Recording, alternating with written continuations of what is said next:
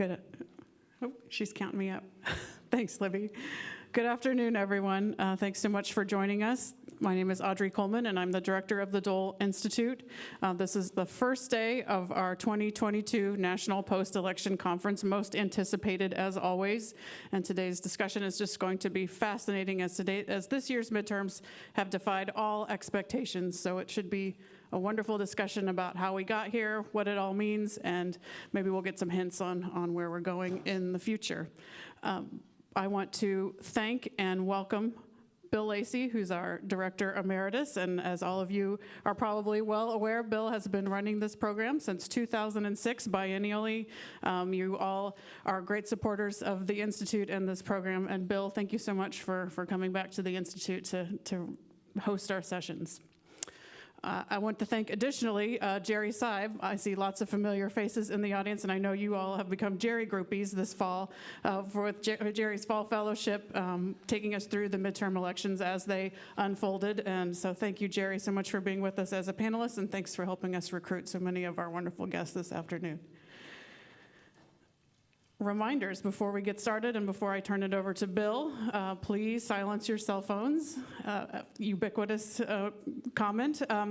Also, please remember that here at the Dole Institute, we are dedicated to different political perspectives, and I know I can trust you all to interact civilly and respectfully as audience members and with our panelists.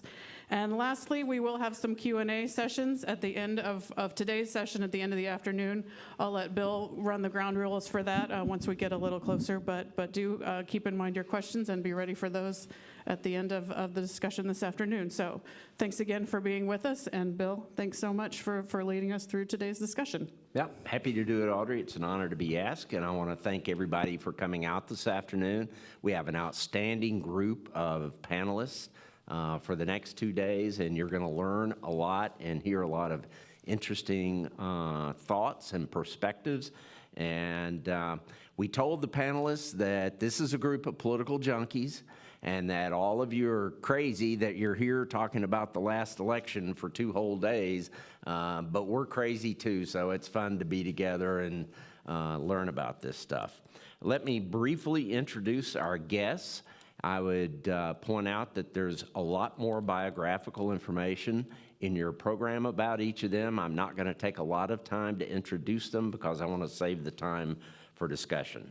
On the far end is Jerry Seib, a longtime Wall Street Journal political reporter. He was a Fall Doe fellow, and he's somebody I've known since my career in politics started. Jerry, it's great to have you back with us. Jessica Taylor is the Senate Governor's Editor for the Cook Political Report and is a former political reporter for NPR, and I just found out a few minutes ago also is writes for the Almanac of American Politics, which is a wonderful resource that comes out every year. Mr. Josh Jamerson. Josh, welcome as the East Coast Bureau Chief for U.S. News and former political reporter for the Wall Street Journal. Jeff Horwitz is a partner at Hart Research, a Democratic pollster and lead Democratic pollster for the NBC News poll. Mike Shields is a founder and partner at Convergence, a Republican strategy and communications firm, and a former aide to Speaker Newt Gingrich.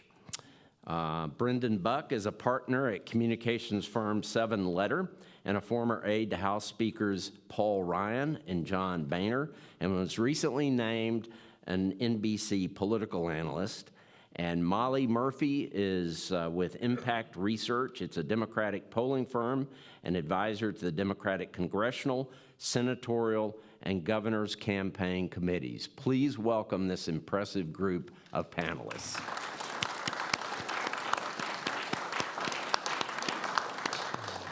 As Audrey mentioned, we will have Q&A at the end of this session, probably around 5 or 5:10 this afternoon for a few minutes, and I'll give you the ground rules for that, but let's get started. One of the things that I think that I would say up front is I found this to be one of the most, probably the most fascinating midterm election of my lifetime. And so we are going to start at a different place. We normally start these when a new president takes over or a previous president is reelected. This one's going to start after the last presidential election because my first question is after the major victory for President Biden, we had election denial. We had the victory for the Democrats in the 2 Georgia Senate runoffs in last year. And then we had the January 6th attack on the Capitol. How did these events set up these midterm elections? For me, covering the Senate and looking at these candidates, I mean, to me, it was a turning point even, when I look back, I think, the Georgia runoffs, those two, because that happened January 5th, and then the next morning was what happened at the Capitol. And they do sort of seem to be inextricably linked in my mind in a way, because we saw, I think, first of all, how election denialism impacted that electorate in Georgia, and was sort of the first, I think, sort of a cancer in a way that the Republican Party struggled with, and how to work through candidates clearly, and then they fumbled away a clear opportunity to take back the Senate because there were so many election denialist candidates running. I mean, sort of the thing that Georgia Republicans I was talking to in the lead up, they really worried about that Trump doing this, that it would depress turnout. Trump doing that depressed turnout. They had a very clear message that Republicans had wanted to use and probably would have worked, that, okay, we know we have a Democratic House, we're going to have a Democrat in the White House, but now a Republican Senate could be a check and balance on those two institutions. But when you have the president out there and you're convincing voters that he somehow is still going to stay in power, that argument obviously got diluted. And so to me, that was sort of the first instance. And to me, it sort of foreshadowed what happened in these races to come. I would add that I think it put on the table for the 2022 cycle some factors that normally aren't there. You had the reality that Donald Trump the former president was not going to go away. I mean, that's an unusual thing. Normally, former presidents fade away fairly quickly. That wasn't going to happen. I think it put fear that democracy might be in trouble on the table. That's not normally there. That made this cycle different as well. And I think it put anger on the table, because let's be fair, I mean, a lot of the Trump people were angry at the way that the election unfolded in 2022. They thought there was legitimacy. They believed the election denial. They were angry about it. So you had a Trump factor, a fear factor, and an anger factor that were all unusual, that could put on the table right at the beginning of the cycle, and stayed there, and actually, I would say, became in some ways decisive in the end. I would also add that I think that in the days and immediate, just sort of in the days that followed January 6th, I don't think it was entirely clear how long or how far-reaching the effects of that day might have had on the midterms, because I think it depended on how the Republicans who were in office at the time chose to handle it, and then candidates running in primaries chose to embrace it or not. I think from my standpoint as a researcher and in doing focus groups 4, 6, 8 months out, a year out, many swing voters were more concerned about what they saw in Republican candidates' response to it, as opposed to feeling a certain accountability towards them for inciting it. They blamed Donald Trump squarely, and not really for the party as a whole for the events that caused that day, but they felt incredibly shocked and angry, and there was residual sort of hangover in the fact that so many different Republicans leaned in on this, sort of, called some of the insurrectionists patriots, things like that. And then when you saw in primaries, candidates who were either there at the events or were sort of wishy-washy on that. And so I think that it didn't have to set up the midterms in the way that it did, but because of sort of those decisions and the rise of certain candidates who really seized it as a mantle, it absolutely did. And it created a long-lasting effect. I think if you look at, there were a lot of things that happened that day that were saddening and shocking and outrageous. But I think maybe the thing that maybe told us the most about what was to come was at the end of that day, at the end of that night, when they came back to the floor to actually certify the election, very few Republicans actually changed their mind about what they were going to do. And 140 or whatever it was still voted to challenge the outcome. And to me, I think that tells you a lot about how they were processing. And you have to put yourself in the position of each of these, or at least this is the way that they think. Each member of the House, their main incentive usually is to get reelected. And even after the Capitol was ransacked, they made a calculation in that moment that it was still better stick with the team, stick with Donald Trump, and challenge the outcome. Now, they didn't go quite as far as they were originally intending to, but the fact that they still took that vote, I think, is very telling for what was to come. I think that's a great point. I think there are a lot of great writers in the room. It's great to be here, and I think someone could write a book on 24 hours in January, and it would be a fascinating read, because there were so many decisions that were being made in real time that I think really set the course for this midterm. And the other thing which we haven't talked about is impeachment. There was an impeachment vote, and that's part of the calculation too that was made. And I think the decision there was, I think the Republican Party, unfortunately, what we're struggling with is how you deal with the former president, and some folks are hoping he will fade away, and others are taking more direct action. I think that impeachment vote after January 6th was a big determining factor in what was to come, and what forced voters to really have Trump on the ballot in a way that he may not have been in this midterm, which really did benefit Democrats. When I think about the question on January 6th, and then we've already heard so many actually diverse answers to that one date that you gave. And so it speaks to the fact that so many people look at January 6th through their own prisms, and that it means different things to different people, right? Like, to some people, January 6th is about the Capitol Police and what happened, and security, and what happened at the Capitol, sort of going from starting there. Then you go out, how the media reacted to January 6th is a whole other thing, a topic of conversation, how that impacted the midterms. Then you have the members of Congress, people in Washington.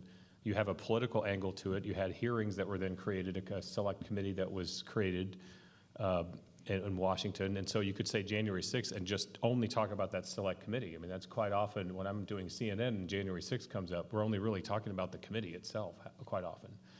But then we've got into more of the larger issues of election denial. Well, the election denial stuff was going on regardless of January 6th. That was going to be a part of the narrative for this election, even if the attack hadn't happened. And then, of course, there's criminal investigations that go on with January 6th. So there's a whole other aspect of it and how that impacted the American psyche when you have the FBI and the Department of Justice putting people in jail and giving them sentences for it. So just kind of getting back to that question, it's interesting to me. I kind of was watching the reaction, because when you just say January 6th to somebody, and I could probably do this with everyone in here, we may all have a little bit of different reaction to what that means, what that date means. In terms of the impact of the election cycle. And just to go back to the Georgia runoffs, I was in Georgia for covering those runoff elections there. And you can imagine, like, a political reporter, you sent to Georgia to cover these two big races. Can Democrats win these two races? They get control of Congress. And, like, all of us kind of thought we were in Georgia working on the biggest story on the planet, and then the next day, like, all of it, like, actually a bunch of political reporters, we were all kind of writing our stories together, and they all end up clinging to the very bottom of the front page. Yep. That's it. But I go back to Georgia because I remember going to, Donald Trump had a rally in Dalton, Georgia, which is in northern Georgia, very, very rural part, and I remember going there, and there were a lot of people there. So we talk about, like, where were Republicans at? They were still very energized, as Jerry said. They were still very angry. But, as a reporter, you go up to them and you'd ask, like, are you going to translate that to a vote for David Perdue, Kelly Loeffler? And you have people who were fired up, ready to go, but weren't ready to vote because they didn't see it was worth it. And so then that was one side of January 6th, is what does that mean for the midterms? And then after January 6th, I remember being sent, I went down to Congresswoman Nancy Mace's district in South Carolina to talk to people, because she was a Republican. I think Brendan mentioned there were some people who were trying to distance themselves from President Trump after the election, or after January 6th, rather. And there, I remember I just wanted to know, like, okay, this thing happened, January 6th has happened. Will Republicans face any electoral consequences for this? That became the question for, like, a question in the midterms. And talking to a lot of Republican voters, and I think you mentioned impeachment, or one of you did, that kind of, it showed me how entrenched we were, because the moment the Democrats said, well, January 6th happened, we need to impeach Trump, a lot of Republicans seemed to kind of say, well, now I have to retreat back to my other camp because this is Democratic overreach or what have you. So I saw it on both sides, both from Georgia to in other states, talking to voters. It's just crazy. Yeah, I would just pick up on that briefly. You used the word entrenched. I think Bill, if you're thinking about what did we learn in those early days of this cycle, it was that this country is entrenched. It's very evenly divided, and it's very bitterly divided. And I think the election of 2020 didn't really settle anything. You had a Democrat won the White House, the Republican didn't concede. Republicans actually picked up seats in the House races, which is very unusual. And you had two runoffs in Georgia to determine whether the Senate would go one way or the other, and we ended up 50-50. So at the very beginning of this cycle, we learned the country was as evenly divided and as bitterly divided as it had been before the 2020 election, and that was going to be the atmosphere. We obviously talked about how the election nihilism hurt Republicans in Georgia. You tell people your vote doesn't count, eventually they're going to believe you. But it's also hard to separate Georgia from election denialism in that I think that was on a lot of people's minds in Washington, the Georgia runoffs. And I do think that Republicans entertained Donald Trump's claims a little more than they might have otherwise because they knew they needed Donald Trump. And they knew that Donald Trump probably didn't care a whole lot about the outcome of Georgia Senate elections.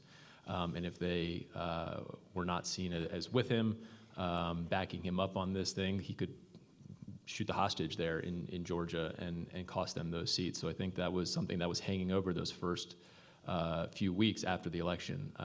You had pretty tempered responses from people in Washington about some of the claims that Donald Trump was making. Okay, today the focus is going to be on the time leading up to the elections. Tomorrow morning, we will switch focus to why they turned out the way they did and what it means for the future. But what I want to do, because this was such a unique midterm election, is I want all of you to go back to early 21, so go back nearly 2 years ago, and talk about what realistic expectations were for this election cycle at that time.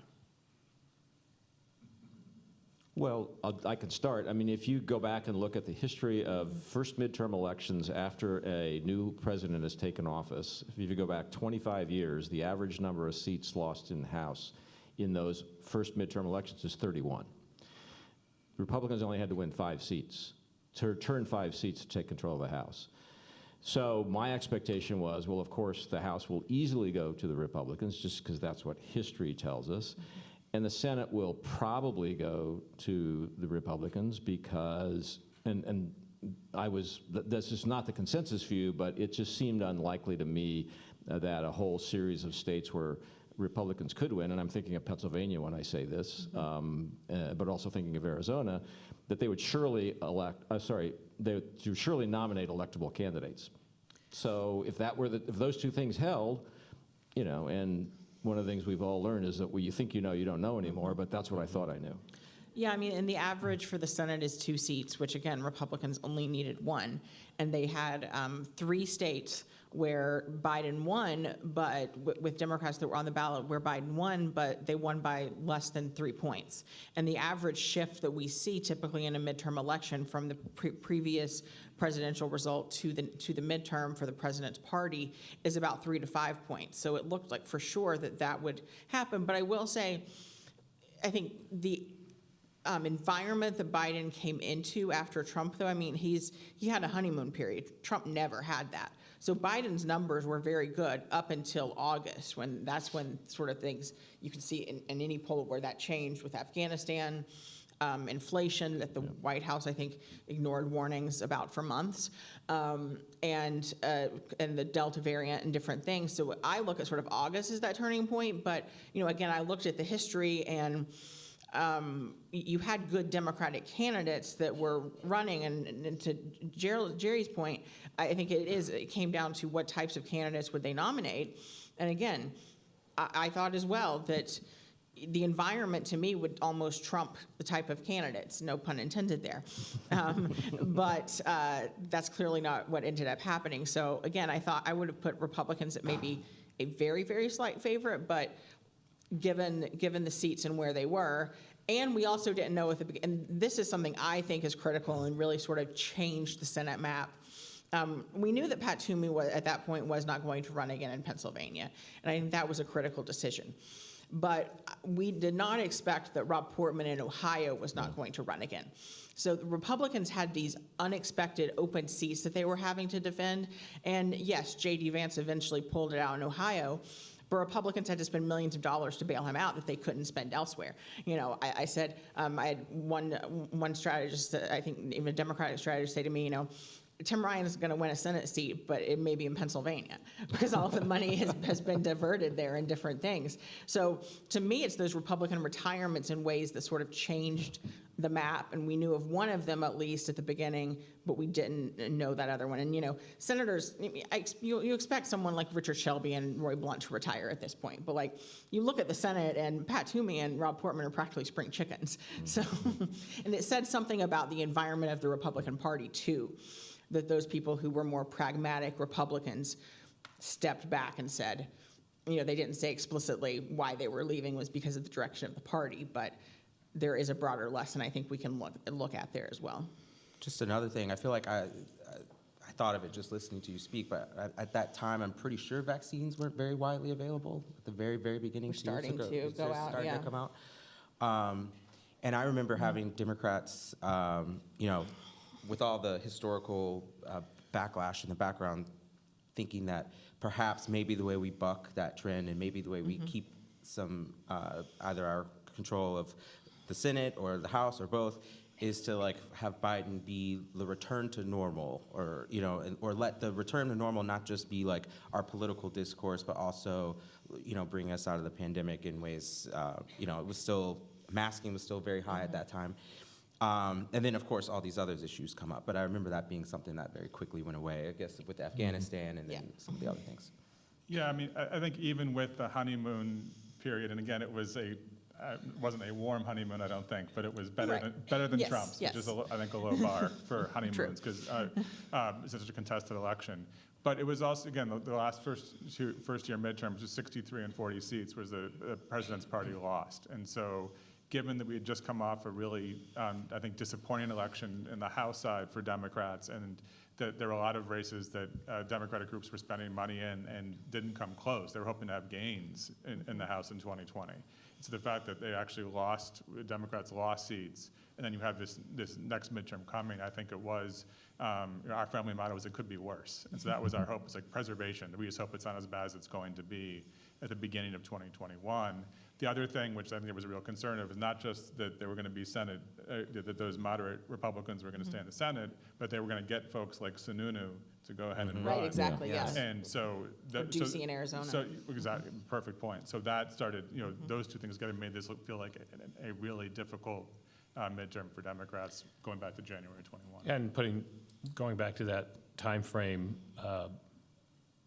especially doing a lot of the House races and the things that I work on, we were looking at the same historical numbers. We're looking at Biden's numbers. It's a redistricting cycle. So that was really dominating our mindsets. And the other thing historically that's sort of foreshadowing for later on in the conversation is, historically, not only do you know those numbers in terms of average number of House seats gained by the party out of power, but when you're looking at polling in these midterms, especially when the other party controls everything, independents start to look more like the other party, right? Like in 2018, independents on surveys just looked like Democrats, and in 2010 and 2014, they looked like Republicans. And so early polling was starting to show that for us. We hadn't gotten into the economic stuff. We hadn't had the meltdown in Afghanistan yet to really drag the president's numbers down, but we were already starting to see some of the seeds. So there was optimism building, obviously, because you have history on your side. Independents start to look more like you. You're waiting to see what Biden can do. What can he achieve? How can he maintain this image that he's created of sort of a harmless, I've replaced Trump, I'm going to bring everyone together. Is he going to be the senator that he used to be that was sort of bipartisan and buck his party, or would he not? And all of those things were coming together at the same time at the early part. And then, like I said, redistricting was a huge sort of dominant aspect of how we were putting the map together. Yeah, Jeff brought up a good point. I mean, people forget that Republicans had a really good night in the House in 2020. Even though Trump lost, there was a lot of enthusiasm. Kevin McCarthy was talking about how we're going to start doing a lot better with Hispanic voters and making inroads and a lot of voters that we had struggled with in the past.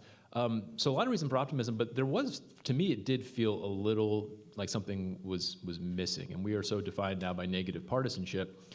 If you think back to 2010 when Republicans took back the House, that was the era of the Tea Party movement. And there were people really fired up reacting to Barack Obama, and you could tell that Republicans right away had a lot of energy.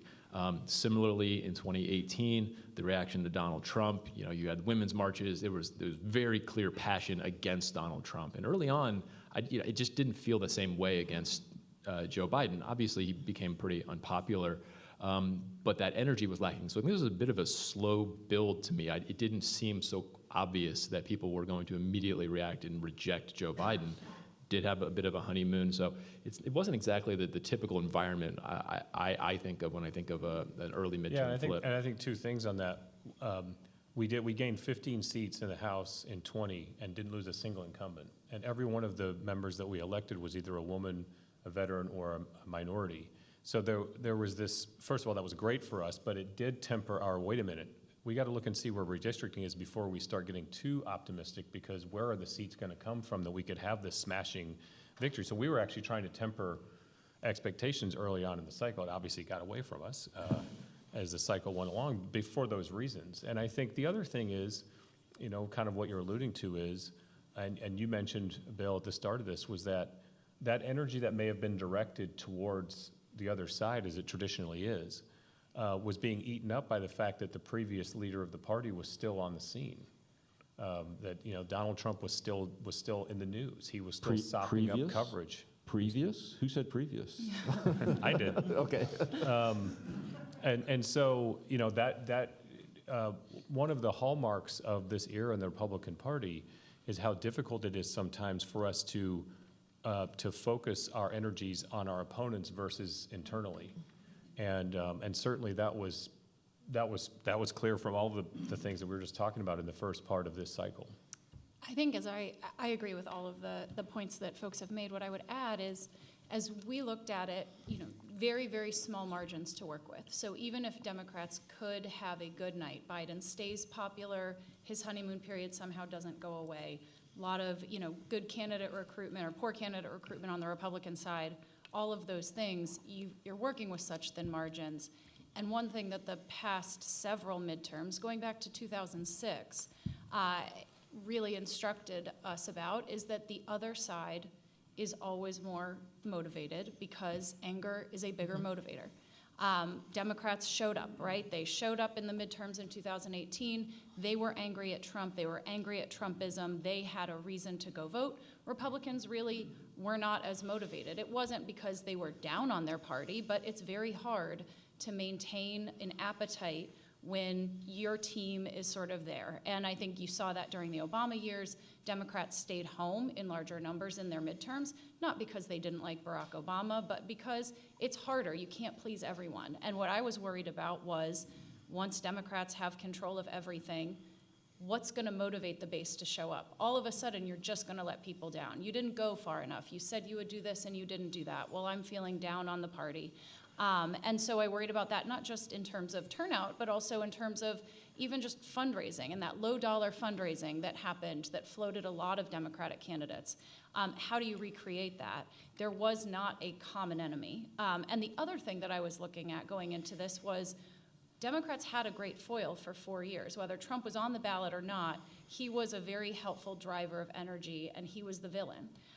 Absent him, there wasn't really a villain. And I think you both have spoken about how Biden is a tough villain. It's not to say that, but I think that there were wedge issues that Republicans used very effectively in House races in 2020 on crime, on immigration, on culture war issues that were still applicable going into the next cycle. It wasn't one person. And so when I looked at sort of what wedge do we have and what wedge do they have, it felt like we were without a wedge. Obviously, we'll jump ahead to June of 2022 where we found that. But I think that was what was also giving me a lot of fear about expectations of how well Democrats could conceivably do, given sort of history, but also some of the issues of the day and how they were playing. So can I just jump in quickly?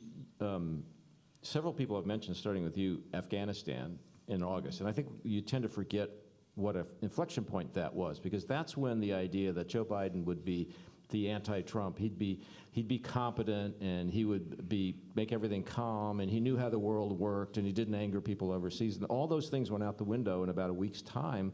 And maybe Jeff or maybe you, Molly, can speak to this.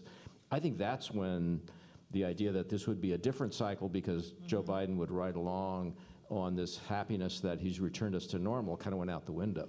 Well, right at the same time frame, it was when the economy started. So those two things, the economy and Afghanistan, actually happened in a relatively similar period of time. I mean, I did a presentation where I showed that the time between the headlines between Afghanistan and the headline that said that every gain that had been made all the way through like the last 4 years on the markets had just disappeared in the space of a weekend. And so anyway, those two things happened at once to his numbers. Yeah, no, they did, and but I do think Afghanistan really was an inflection point that I didn't fully appreciate at the time, and I think that to Jerry's point that the Biden promised the end of chaos. That was part of the appeal. Is it's going to be a grown-up back in someone with experience. We're not going to go through these ups and downs. They're not going to be governing by tweet and all of this, and then. This was a very tragic end to the war in Afghanistan. And so people said, wait a minute, this isn't what I was voting for. This is what I thought I was getting. And I think it really did cause people to reassess. And the visual, those pictures, you can't forget the folks on the plane flying out. And so I think that really did, was a place where you see, especially on its qualities, it's not just the overall number, but you look at experience, being able to handle the presidency, those numbers all took a dip, and we really haven't seen even now that those have. He hasn't recovered. Not recovered. Yeah, and it wasn't about Afghanistan. It was about leadership and his ability to govern. And also, just around that time, we didn't really have to wait for the midterms to get a test on a lot of that because of the Virginia governor race a couple of months later. And to your point about Trump being a foil for Democrats, we saw in that Virginia race, Terry McAuliffe, the Democrat running against Glenn Youngkin, sort of pivot away from talking about things he actually wanted to do to just talking about how his Republican opponent was going to bring Trumpism to Virginia if he was elected, and then he lost. And so that, I think, remember, Democrats were feeling pretty down at that point in time. Yeah. And in New Jersey, the governor's race was much tighter than we expected it to be too. I had just written down before you said that, Josh, about Virginia too, because I think people almost overread some of that into it, because again, it was 5-alarm fire, like we've lost a state that Biden just won by 10 points. Everything is awful. We're going to have these massive losses. But I think what Trump really did recede almost at that point. He was not as much of a factor in that race, and there were some unique characteristics to that governor's race that clearly did not translate into the midterm races. Talk about candidates. Yeah. But Youngkin won at a ranked choice closed convention. So he did not have to, appeal to the base, make sort of kiss Trump's ring that you had to do in order to win a Republican primary. I mean, if they had held one, the fear was that another very conservative state legislator who called herself Trump in heels was going to win the nomination, and then that would have just been return of McAuliffe very easily. So Youngkin was able to do that, and again, because he had Trump's endorsement, but it wasn't something he touted, and he didn't have to keep sort of reminding people about that. And again, Trump did not come to their campaign for him. He did some sort of tele-rally, but like pretty hands-off in a way that we clearly did not see him take once primary season and different things began in 2022. And I think about the Virginia governor's race in particular, and some lessons in New Jersey as well, but I think that anytime there is an election post-mortem and you try to boil the outcome down to one thing, or it was all about that, you will be a little bit right, and there will also be lots of other factors that go into it. You could look at a lot of the raw ingredients in Virginia, and if Democrats had run the exact, taken the lessons learned and overcorrected going into the midterms, they would not have been successful. It would have said talking about abortion and a woman's right to choose was not a winning argument. That was present as part of that contrast. It would have said, don't talk about Trump. Trump is not a factor. Republicans don't need to worry about the impact of Trump in their dialogue because it did not work there. You would talk about, there would be so many lessons, candidate quality being one. It just showed Glenn Youngkin ran a very different race than most of the top of ticket Republicans running in some of these battleground states in 2022.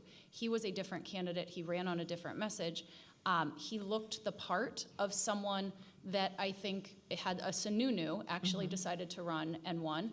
We would be talking about a potentially different outcome in New Hampshire. Not for sure on that, but it's hard to really sort of lump any candidate into a category and assume that the environment is going to be determinative of their future. And I think that also on the Trump piece, not only did Youngkin not have to worry about it in the primary, so he didn't really have a record on it, he didn't look like someone, and he didn't sound like someone who was going to be, extra Trumpy, and that also wasn't the case, sort of flashing forward to some of the candidates. And so I think what it did in November is it scared the bejesus out of a lot of Democrats about what on paper would have been a pretty decent campaign by the McAuliffe campaign. Not perfect. There are always things you can Monday morning quarterback, but no major errors. And it really sort of said, okay, what can we really do? What can we change? I think the other piece was that, to me, as I reflect on that time, was the boiling over point of public fatigue with the pandemic. And I think that one thing we didn't talk about, there was vaccines, that was a high point for Biden. It was this sense that we could return to normalcy. That's what people elected him to do. And then Delta hit outside of his control, but people were done with it at that point. And then they had to go back, and there was that letdown effect. You couple that with inflation, you couple that with, the school policies and all of those things, and people then just, I think, Afghanistan was important unto itself, but I think it also epitomized to them what they felt was going on in a lot of different other ways, and lots of little fires that they felt in their lives, and it all culminated there. And I think they took it out on Democrats in the 2021 elections, and I think that's why New Jersey was closer, because people were just at that fatigue point, and they just couldn't take it anymore, and they had to send a message. I want to, if I may, I want to backtrack just a little bit back to the beginning of the administration, because the president had some early accomplishments, and I'd like to know how the panel feels that these set up the cycle for congressional Democrats. He had his executive orders, which were quite significant, the American Rescue Plan, and he nominated Judge Brown Jackson to the Supreme Court. How did those things kind of start the election cycle for Democrats? I think they were helpful, and they made good on some of the promises that he had said he would make good on during the course of the election. I think that, for the things that were COVID, the recovery was super important. But I think that one of the challenges the Democrats had early on is that they were very good about passing legislation that dealt with the past and the future. So the past was COVID. Guess what? People don't like to be reminded of the worst 2 years of their lives. That turns out to not be a very good memory to go back to, even though it saved us from a likely depression. You can't say, well, it would have been worse. Well, it was still pretty bad for a lot of people, and 1 million people lost their lives. So that's hard to message on and say, hey, we did a great job. And then later on, jumping ahead of a second, but infrastructure is the other thing. On the future, that worked well. So those were important accomplishments, and certainly the nomination was important along with other judges. But what wasn't happening there was sort of the here and now on the economy, which, again, as we move later, becomes even more important. So they mattered, but I think didn't get exactly where the public was at that point. I think after 2 years, you can look at the Biden legislative record and be pretty impressed. Like, he actually did a lot of stuff. A lot of that happened towards the end, though, and there was a long period in between the American Rescue Act and infrastructure and guns and chips and all the things that they, and of course the IRA that they eventually did, where not a lot got done, and it was pretty bleak for Democrats. And I actually think this is one of, and I'd love to hear from my Democratic colleagues here, one of the problems that Democrats had was just a lot of pessimism among their own voters. Not a lot of reason to be excited if you were a Democratic voter, because there was a lot of talk about voting rights. The voting rights is the number one threat to democracy, and then not being able to do much about it. Talking about climate and not being able to do much about it. And they were stuck, spinning their wheels for months and months and months, and there was just not a lot of enthusiasm for Joe Biden. And voting groups that matter a lot to them. Obviously, black voters cared a lot, or were very important to the Democratic coalition, but we're told this voting rights issue that was so important, they can't really do anything about. And so that was a pretty tough period, I think, for Democrats for a really long time, until until Dobbs came around and changed the motivation factor. I have a little bit of a different perspective on the American Rescue Plan. I mean, outside of the fact that I think it was disastrous, and that Republicans all believe that, and I believe it was not great politically for Joe Biden. It reminded me a lot of the stimulus bill that was passed by Barack Obama and Democrats in the House and Senate in 2009. The Democratic Party was saying, on one hand, this is crucial, we have to do this, we're coming out of 2008, the country expects us to handle this. And then, in addition, in both cases, things got attached to it that may not have necessarily been from the original objective. It grew, it became a massive piece of legislation, it was a tremendous amount of spending. But in this case, this was the third round of that type of stimulus happening. And the American people were coming out of COVID and sort of saying, and the data that we were looking at, okay, maybe we've had enough of that. And Republicans was unifying for us. If you remember back with the stimulus, every Republican in the House at that time voted no on it, and they were laughed off the floor at the time by the Democrats. Like, how could you come out of the 2008 financial crisis and not vote for the financial package that's supposed to help fix everything? And it wound up being a massively helpful political thing in 2010 for us to win back the House, because it was just so big, it was extreme. Up until the legislative successes that Biden had at the end, that was his, because he didn't fill the gap with anything, that was it. That was what they had to hang their hat on, and it was what we had to hang our hat on. Rallied Republicans together and gave us a talking point that wasn't about some of the other things we talked about here for a good deal of the cycle. And also, of course, you had economic experts coming out and saying, this is what's driving inflation. We've gone too far. Even Obama economic experts were saying it, and we were very glad to put that on television. And so it helped. By the time of the end of the year, that effort by the Biden administration helped us put the economy on the table for the cycle. So I think it was hugely impactful on the election cycle for that reason. Yeah, and I would just pick up on that. I looked up as we were talking, what I remember about the American Rescue Plan was it was decidedly not bipartisan. It was the vote in the Senate was 50 to 49, and the vote in the House was 220 to 211. So I remember thinking that, wait, and this goes a little bit to the Afghanistan point, this is not the Joe Biden promise fulfilled here. This was going to be bipartisanship. I know how to work with the other side. And we'll have a consensus on how to round out of the COVID period. And all those ideas went out the window when that was a totally partisan vote. And you knew, at least I thought I knew, that this is a different time now. This is not going to be a time of consensus about how to deal with COVID. And the perhaps overly optimistic view that Joe Biden could work bipartisan magic maybe wasn't going to work, maybe wasn't going to hold.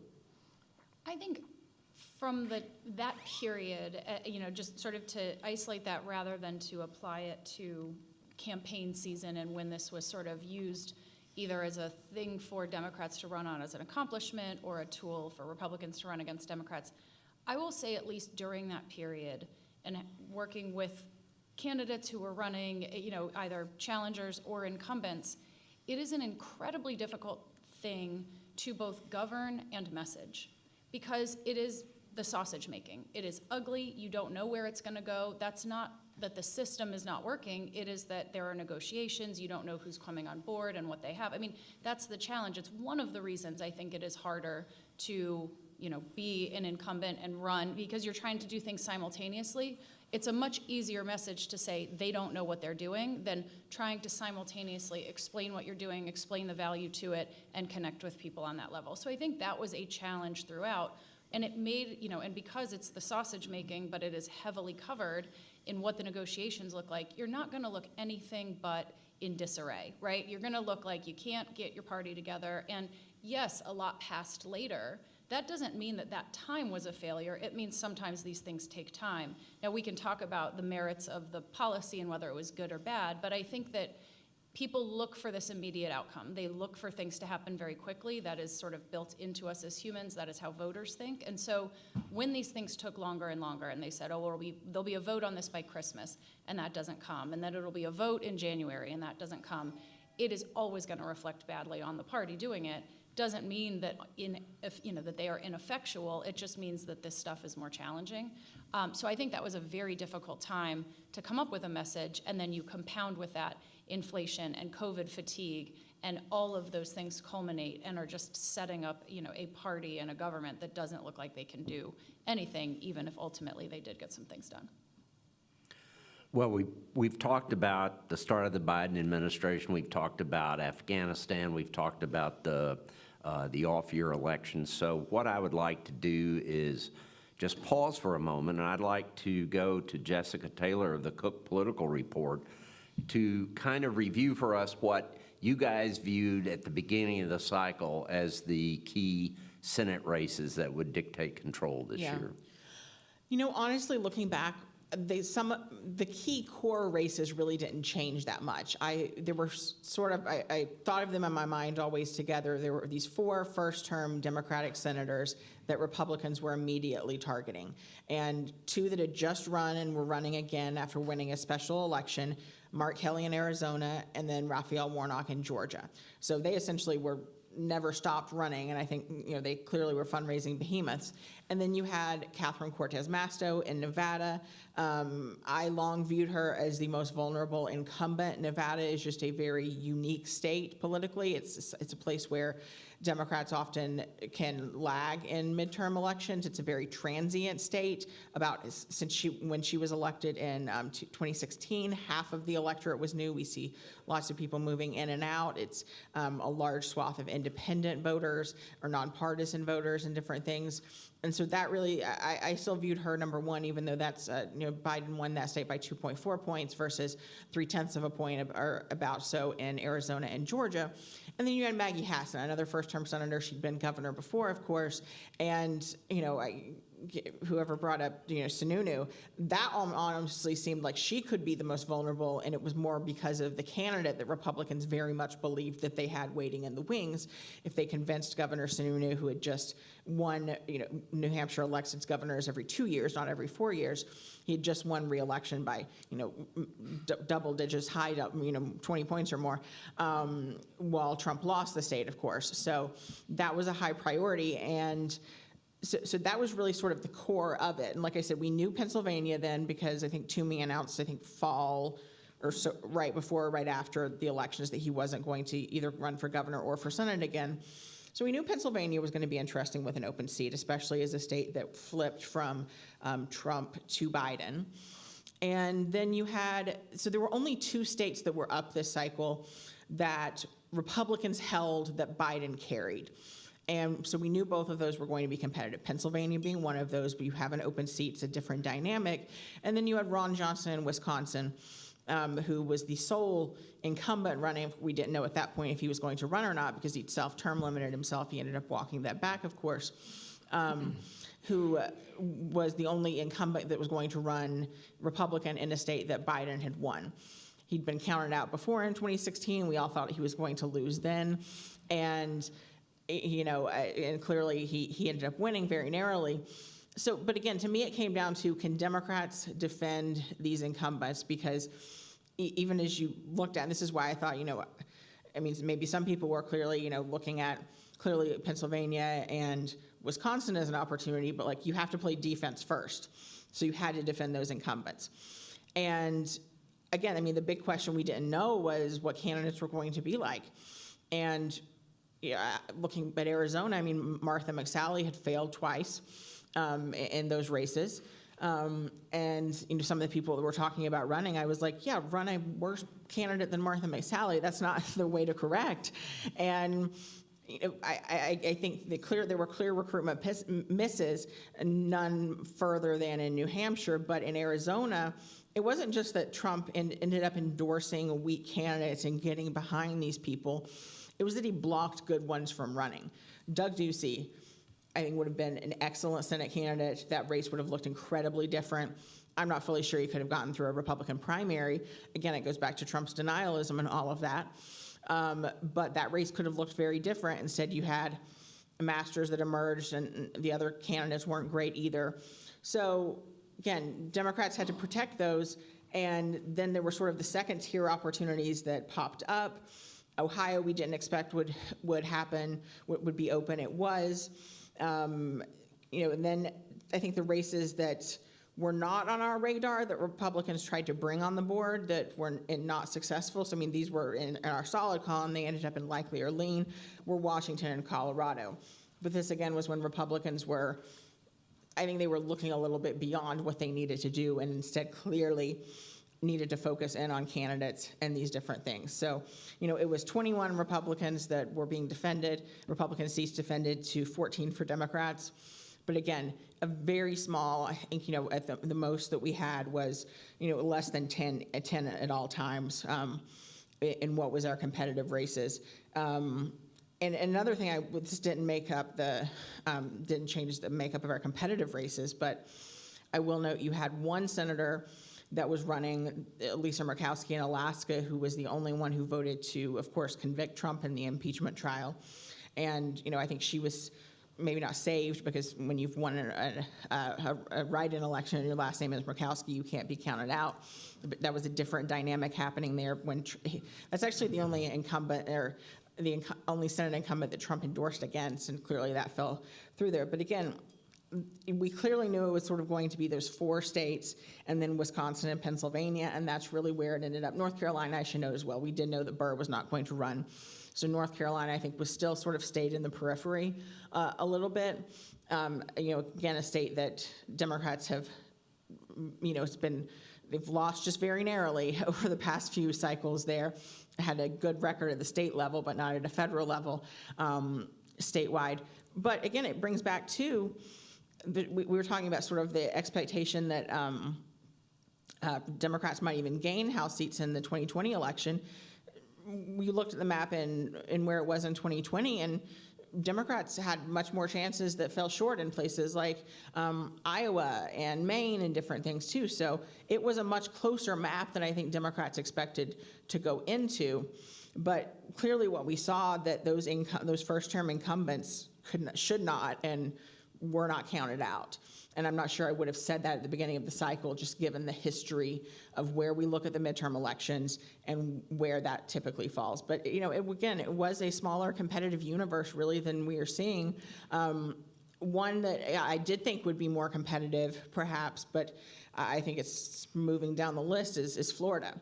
With Marco Rubio, Democrats got a very good candidate in Val Demings. Even Republicans I talked to that were working on that race were just very impressed by her. It also brings me, not to jump ahead to election night, but if you're telling me that Marco Rubio is winning by 16 points in a state like Florida, I would have said the Senate's definitely going Republican. Florida was sort of this little island on its own. But again, it's just harder and harder to put these states in play. And it's the states that, again, it tracks so closely with the battleground states each time. And that is still very true. For me, the whole cycle, it came down to that question about candidates versus climate. And, McConnell talked about this repeatedly. Anyone who remembers 2010 and 2012, Republicans especially, know there were so many misses that they came so close and winning back many of these Senate seats, and it was bad candidates that doomed them then. However, Senate races have become more closely aligned with presidential results in those ensuing years. So I thought, they've become almost parliamentary in nature. In 2016, every single Senate race went the same way as the presidential race. In 2020, only Susan Collins was different in Maine. Midterms provide a little bit more of a differentiation, as we clearly saw. But what this told me was that candidates matter. And again, Republicans had to be thinking, and Democrats certainly were too, these are going to be really, really tough races, and they were. But because Democratic candidates had a head start in fundraising, that was really crucial too. And then Republicans just, basically all of those 4 races, Adam Laxalt in Nevada, I think, was seen as a more consensus candidate. He didn't have the baggage that a Herschel Walker or a Dr. Oz did. There were so many opportunities that Republicans started the beginning of the cycle with, and they did not flip any of them. One thing that I would just add on that, and I think some of this is a combination of luck and the environment and the circumstances. I would have expected, sort of going back to the question about expectations going into the cycle, and some of it is because all of the most competitive Senate races were new senators, fairly young. You usually see in an expectedly bad cycle, which it was going to be for Democrats, a lot of retirements. And then that creates, a lack of infrastructure support, or you're going to see, a more competitive primary, weakens a candidate going in. You did not have notable Democratic retirements. And so, but you actually had it on the Republican side, which you don't see as often. Now, 2 states were not of major consequence, North Carolina and Ohio, though both, I would say, were more competitive than I think anybody would have expected going into the cycle, going straight on through. That was a combination of luck, just the fact that it was unlikely that Mark Kelly wasn't going to run again. You did not have a longtime senator who decided that they don't want to go into this bad cycle or, risk going out with a loss. And then also, obviously, I would not say there was, many establishment Republicans who say that their candidate recruitment went as planned. And so just to sort of spare the how could they have, you can't control your primary voters. And that's just what happens in these competitive primaries. And Democrats didn't have those factors. And I think that created a change in this midterm that is really different from past midterms, with stronger Democratic incumbents coming in with a war chest, coming in with a brand, coming in with establishment support. All of those structural things that are necessary. Bill, the race that I thought was going to be the most interesting in some ways was actually Ohio. Did you spend time in Ohio during this? Briefly. Okay. If you're of a certain age, Bill, you always thought of Ohio at the beginning of our political careers as this is the ultimate swing state. So goes Ohio, goes the nation. Exactly, and I can't even count how many nights I spent in Columbus, Ohio, hotel rooms because of that. And then it didn't seem like a swing state. But if there's any candidate who could pull Ohio back into line for Democrats, I thought it would be Tim Ryan. Youngstown, working class, football player, talks the talk, walks the walk. And I just thought it would be really fascinating to see whether he could pull it off or not. And we know how it turned out. We'll get to that later. But I thought that might be the most interesting race of all, as much because of what it would say about where the state was as it did about how the Senate would stack up. Actually, I'd love to hear the panelists comment on other races like Ohio and just kind of insights like Jerry just contributed. Well, I spent some time in Ohio actually during the Republican Senate primary, where I believe there were a lot of candidates running, but there had sort of escalated to a top tier of 3 or 4 at some point in time. And I went there because at that point, Trump had not weighed in on who his preferred candidate was in that race. He hadn't made an endorsement yet. He actually made his endorsement while I was there and kind of ruined my story about it being a clean test. But one thing I learned pretty early in the cycle was kind of the power of the Trump endorsement, more so on the margins, where that was going to be a really tight primary between some of the 3 candidates. I believe it was Josh Mandel, a former state treasurer, J.D. Vance, the hillbilly elegy guy, and there was one more. Jane Timken. And Jane Timken, I don't think she was polling very high, though. I think there was, let's use Jane Timken then. Yeah. Dolan. No, he was polling pretty low, too. Yeah. But anyway, they were all pretty tight there, and right at the end, Trump's endorsement came down for J.D. Vance. And the guy, I can't remember the margin, but it was very, very small. And you saw that happen in also in Pennsylvania, where his late endorsement was seen as kind of, again, on the margins, helping with Dr. Oz in that primary. But I just remember going to other states where, talking to Republican primary voters, where it wasn't that competitive, where the races weren't that tight, and voters with Republicans be like, I love Trump. I can make this decision for myself. Sorry, keep going. Well, I was just going to say that universe of people who I learned in Ohio, that universe of people who are like, he told me this, I'm going to do it, has limits. Yeah. The key thing about the Republican primaries is that Trump supported, if he endorses a candidate, that doesn't mean he's going to rocket to 50%. But like in states like Ohio, in Pennsylvania, where you had crowded primaries, like that Trump endorsement can get you like 30%, and that might be enough to win. So that's where it happened, and almost Trump endorsing against you, I think, could hurt you more in a way. But that's where he has particular sway. Again, if this were a candidate 1 versus candidate 2, I'm not sure how influential that may be to all Republican voters. But it puts you apart from a very crowded field where you do have more of that Trump base, and that's what became so critical. And Trump clearly said, I'm the kingmaker, and he was in most of these instances. Every Senate race, he fell on a few governor's races and endorsements he made in the primaries. But I think it is because of that in states that do not have runoffs, and I think that's something that has clearly contributed to our polarization as well, and led to weak candidates. Because you have a minority of a minority picking those people. Givens. That's Givens, it, Bernie. No, I think the Ohio race is fascinating for me, and I think for the students in the room, it's a great example of, for the Ryan campaign, you can run a perfect campaign.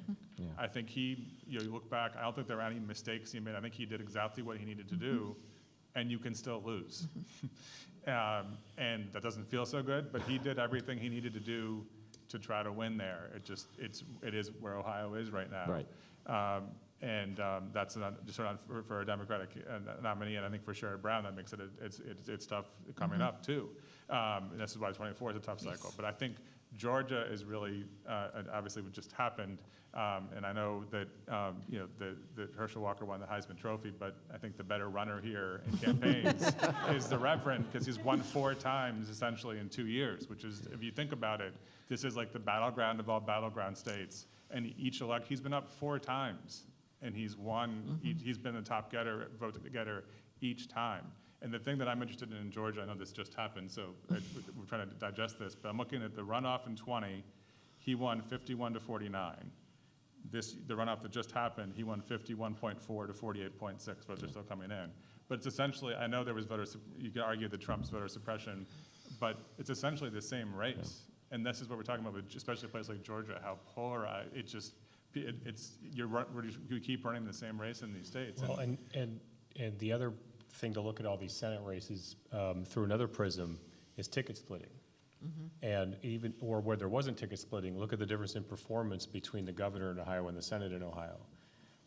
And when you look at, for instance, a state like Arizona, where the congressional delegation outperformed all the Republicans that were on the ticket dramatically and had a majority of the vote there. You had people like Kimberly Yee, who's the treasurer of the state, was outpolling everybody as a Republican at the same time that these other statewide Republicans were losing. Or you look at Nevada, where Adam Laxalt lost, but we elected a previously not super well-known person as the governor of the state. And so, in many states, the congressional vote outperformed. And Georgia's, the reason I thought of this is what you just said about Georgia, was Georgia may be the exhibit A of this, where Brian Kemp once again outperformed what was going on in the Senate race. And you had some very interesting things in the primary there, where you had Trump endorsing against Brian Kemp, not just endorsing against him, actively opposing him, and Brad Raffensperger, who's the Secretary of State. And in a district like Marjorie Taylor Greene's district, where she had a primary opponent, she won her primary, Raffensperger won that district, and Kemp won that district while she was winning her primary there. And so it's a much more complex way to look at the effect of the quality of the candidates and where the electorate actually is, and actually the opportunities that Republicans had. So going back to this sort of optimism we looked at the cycle, it wasn't completely unfounded, right? There's still things that we saw in the election that played out the way that we thought they were going to, save some other things that happened with the quality of the candidates and things that happened on the ticket. And that actually begs a question I want to pose to Brendan and Mike especially, is when the former president was out recruiting some of these individuals and endorsing them, were there alarm bells going off among the Republican establishment in Washington about the quality of the candidates? You start. I just talk, so you can take that first. Be honest. Oh yeah, I mean, of course, yes. And in some places, like Georgia, another perfect example, like there wasn't even really a primary because he came out and basically brought us Herschel Walker. There's a guy named Latham Sadler who was perfect to run a general election in Georgia and win, and I'm confident would have won a general, but had no real opportunity to win a primary because Herschel Walker was Donald Trump's chosen candidate, and there was really nothing we could do about it. We couldn't even really fight back, and I guess this is kind of the situation we find ourselves in. There isn't really a way to, I probably, Mike, you probably are involved in making sure we had some decent House candidates and that came through the primaries. But there isn't enough party infrastructure right now to fight back against Donald Trump and really defeat some of his candidates in primaries. I know Mitch McConnell has fought over the years to pick candidates in primaries much more than we ever did in the House, because he understands who you have in the general is really important. And so that is important to him, and he's still not able to do it. And it's just Donald Trump's brand or the megaphone that he has is just so much more powerful than anything that we can do. And the answer is yes, because Mitch McConnell himself said so. Yeah, I know he said that So in if you ask June. if was the establishment concerned about it, the Senate leader said, yes, I'm concerned about it. We have a huge problem here. And he would pretty actively had a surrogate war with Donald Trump in a lot of primaries and leaned into it. And himself. lost. And lost. And it's one of the lessons, that any, going back to Speaker Ryan, Speaker Boehner, Speaker like McCarthy, quite often if you want to help, the best thing to do is to let the voters take the wheel, because the minute that Washington gets involved, you've doomed the person that you're trying to help, and the base electorate sees it that way. There was concern. And look, I mean, to the point about multi-candidate primaries, in Ohio and in Pennsylvania, you had first-time candidates, sort of celebrities, who had a very, very interesting stories and backgrounds. And they won at the very end when they got endorsed and got like 35% in a multi-candidate primary, and then had to learn how to run a general election campaign when you can't just have someone tweet you an election. You have to actually go get 50% of the voters. You have to appeal to, or truth it. You have to appeal to moderates and independents and the general election. And there are things that mechanically that you have to do that if you haven't done it before, it's pretty hard to learn in quick order for any first. And I think anyone up here who works with candidates would tell you on both sides of the aisle that people that haven't run for office before have a great appeal because of their authenticity and the fact that they're not politicians. But there is a practice to running for office that sometimes wasn't there in quite a number of the celebrity candidates. Big learning curve. Yeah. Big learning curve. It also- now, obviously, JD figured it out, but It also didn't help them that I felt like, especially in Ohio with Vance, Oz to some extent, I felt like they won their primaries in May, and then they like went into the witness protection program. that's what I'm talking Yeah, about. They exactly. they didn't do the thing. You could Yeah. say all you have to do at this point are X, Y, and Z. Yeah. I mean, and probably take it from his firm and hand it to him and say, do what the Democrats Yeah. do right here after your primary. And they'd never done that before. Right. And when you have the feeling of, well, wait a minute, the president supported me, I won my primary, it can be a little disorienting. Yeah. I think with people like Oz and Walker that we're used to sort of being on top of everything too, it is those people that I think find a difficult transition into running for politics because it's so different than what you've normally done before. And I think you could put masters in that too. Yes. I think if you have been incredibly successful in a chosen field that is outside of politics, you will go in thinking it is easier to do, or that there are more skills that translate from your profession that you are incredibly talented at into running, and it is very hard to run for office. And it is not just hard because you need to persuade people, but there are just a lot of, especially now when our cycles never end and campaigns go on for a full 2 years, and you need $50 million, right? And then all these other groups need to spend for you. I mean, there is just so much to it.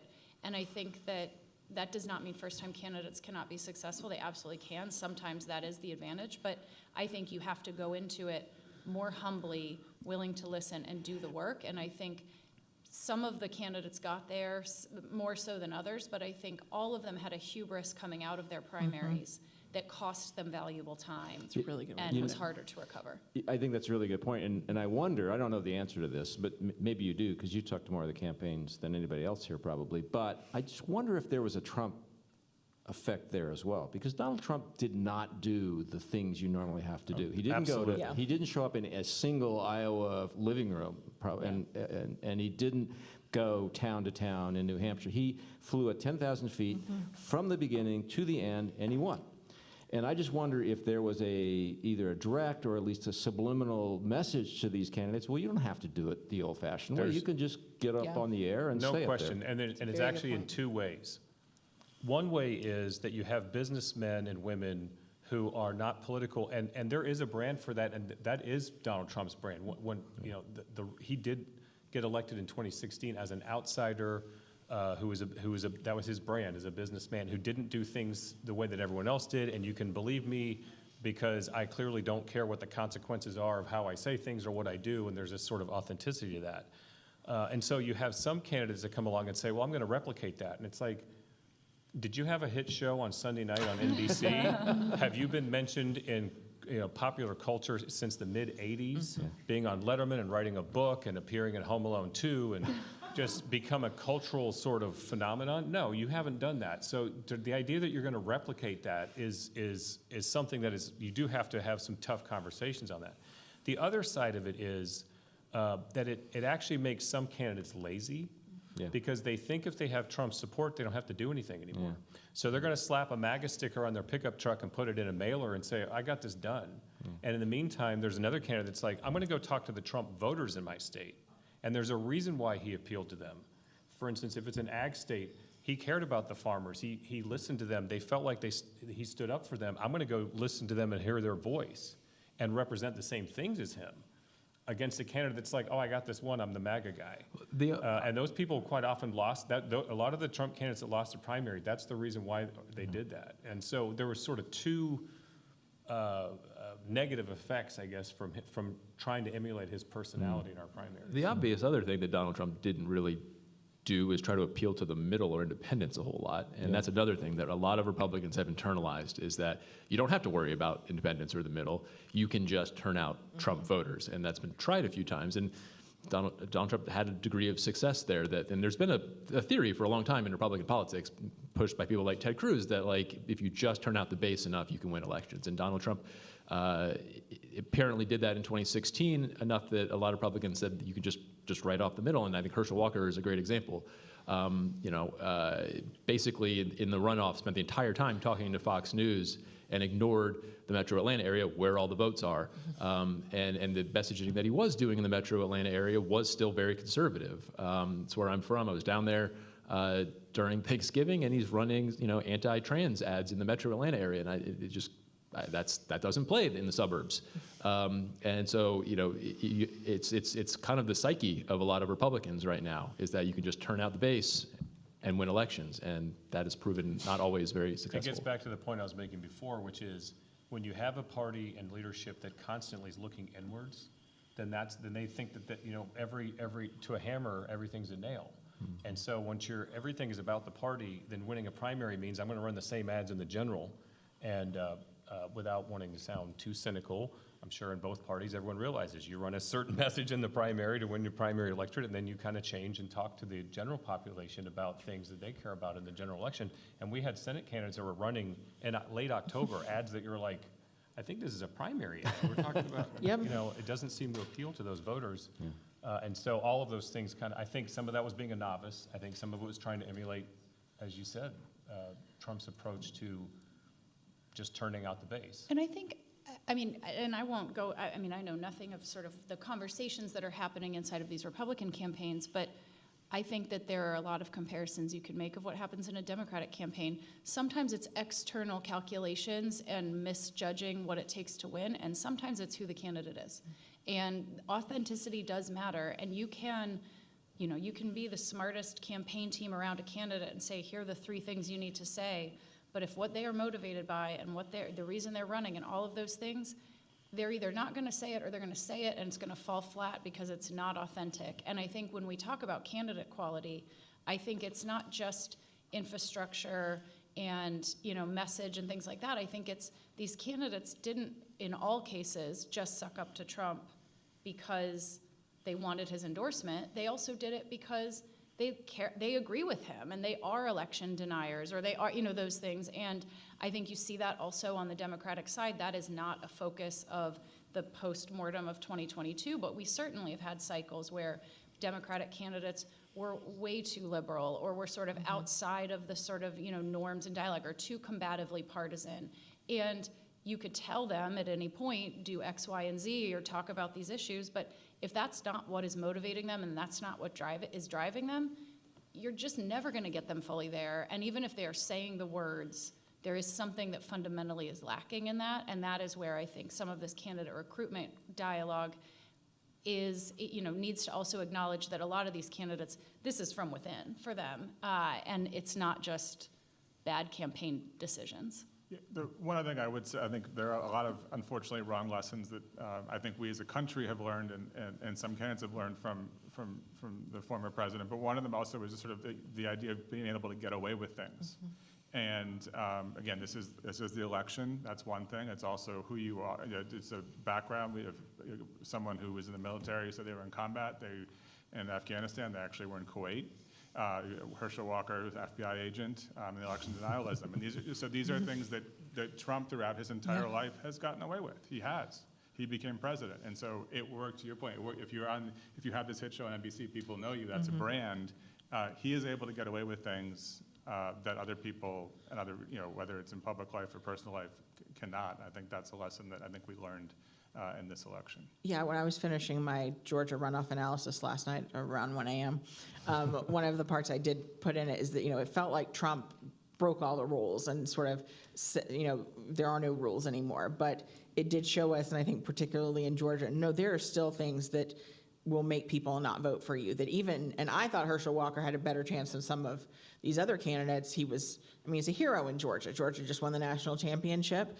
As much as that pains me to admit, Brendan, but I'm glad you all beat Alabama last time, and and I will be rooting for you all in the playoffs too. Thank you. But again, football star, Heisman Trophy winner, football is a religion in the South, and I thought that's going to win some people over in different things. But when you have, he essentially gave them an oppo book of what he wrote in his, there was no secret of his past of violence and different things. But then you have children that he didn't acknowledge, and then paying for abortions, and charities that he claimed went to veterans that didn't, and different things too. So it almost saw as a return to, okay, these normal parameters are still here, and that Teflon that Trump seemed to have at times is not transferable. But I'll tell you, the other example where I think you saw that the Trump model doesn't simply transfer into a Senate race was Pennsylvania. David McCormick he's straight out of Senate candidate Absolutely. central casting. Yes. Successful financial industry guy, could fund his own campaign, articulate, experienced. Gulf War hero. Gulf War Yeah. hero. And against him you have Dr. Oz, who has the Trump characteristic of having been a cable TV star, basically. And Didn't live in Pennsylvania. well, okay, details. That's a big one though too, because isn't there a saying like there's nothing people from Pennsylvania hate more than people from New Jersey or something like that? Yeah, well, exactly. Well, Yeah. but that's sort of my point, that in the Trump model, and he was, McCormick was the guy that Pat Toomey thought should take his place. He would have been the establishment candidate. But in the Trump endorsement said, well, Dr. Oz, because he's famous and he's a TV star and he's very good on TV and he's very articulate and all those things are true, that trumps all those other things. Again, no pun. Yeah. Didn't, right? It just doesn't work that way in Senate races, or certainly not in House races for sure. On that note, I would like to take a brief break. It is now 4:20. I would like to reconvene at 4:30. So if everybody would enjoy standing up and stretching and getting something to drink or eat and taking a break, please take advantage of it. Appreciate if my panelists can be back by 4:30. I'll just sit there.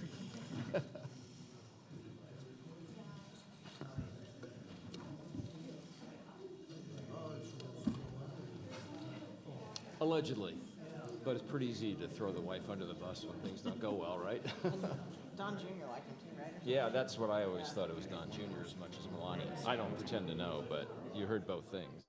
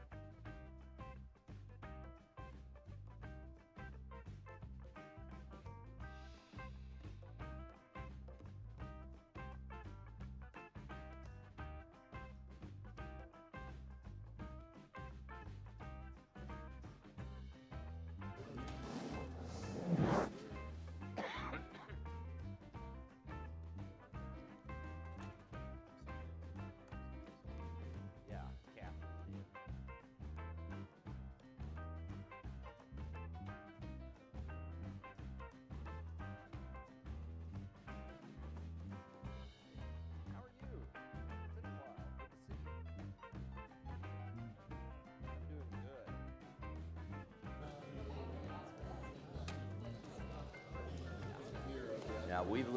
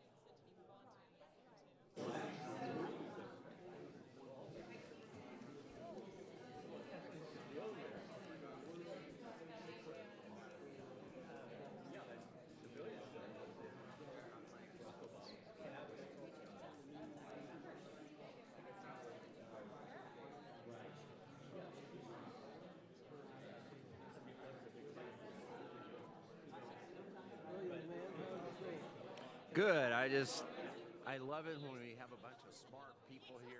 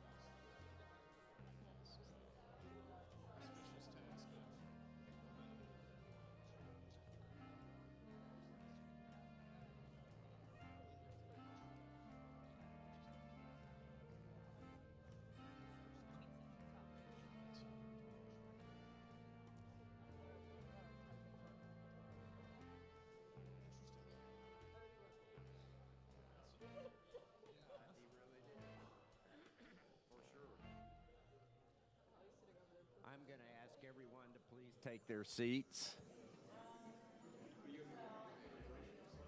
Yeah, I figured that out as soon as I started talking.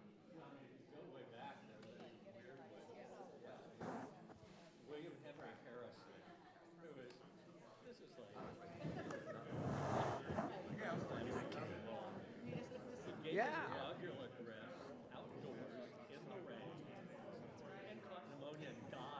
Well, I'll give him a moment. Oh, there he's back.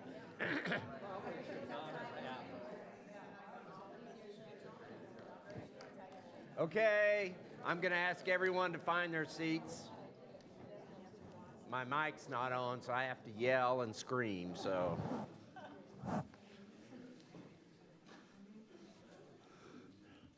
Okay, I want to get into, can everybody hear me okay? Okay, good. I want to get into kind of the next phase of this conference. There are two really interesting issues that had varying political effect that occurred this year. The first one was the Russian invasion of the Ukraine. And I bring this up not because I think it had any profound impact in terms of the elections, but I'm curious, after Jerry and some of the rest of you made comments about Afghanistan, I'm curious if the president's, what's generally been viewed, I think, as fairly skillful handling of that foreign policy crisis, if that maybe restored some of his lost luster from Afghanistan. I'll give a short answer, but the polling experts should speak. I think yes. I think it stabilized the notion that this was a guy who understood the world and was competent, and it helped that it was basically a bipartisan reaction to Ukraine also. Yeah, I would say the bipartisan thing is probably the most encouraging thing out of it. I mean, it's gone better than I think maybe people expected, but it still hasn't gone great. It's still going on. But there have been, and Jerry and I have talked about this a lot, as much as we think Washington is broken, and it is in a lot of ways, there are still flourishes when it can come together and be bipartisan on some things, and that was one of those moments where it did. I don't know that it had any real meaningful political impact, but it does give me heart, that when, like COVID, for example, there was actually a time when a bunch of senators came together and put together couple enormous packages in a bipartisan way, and you just kind of forget sometimes those things are still possible, infrastructure, things like that. So that's my real takeaway, but I don't think it had much of an impact politically. Yeah, I agree with that.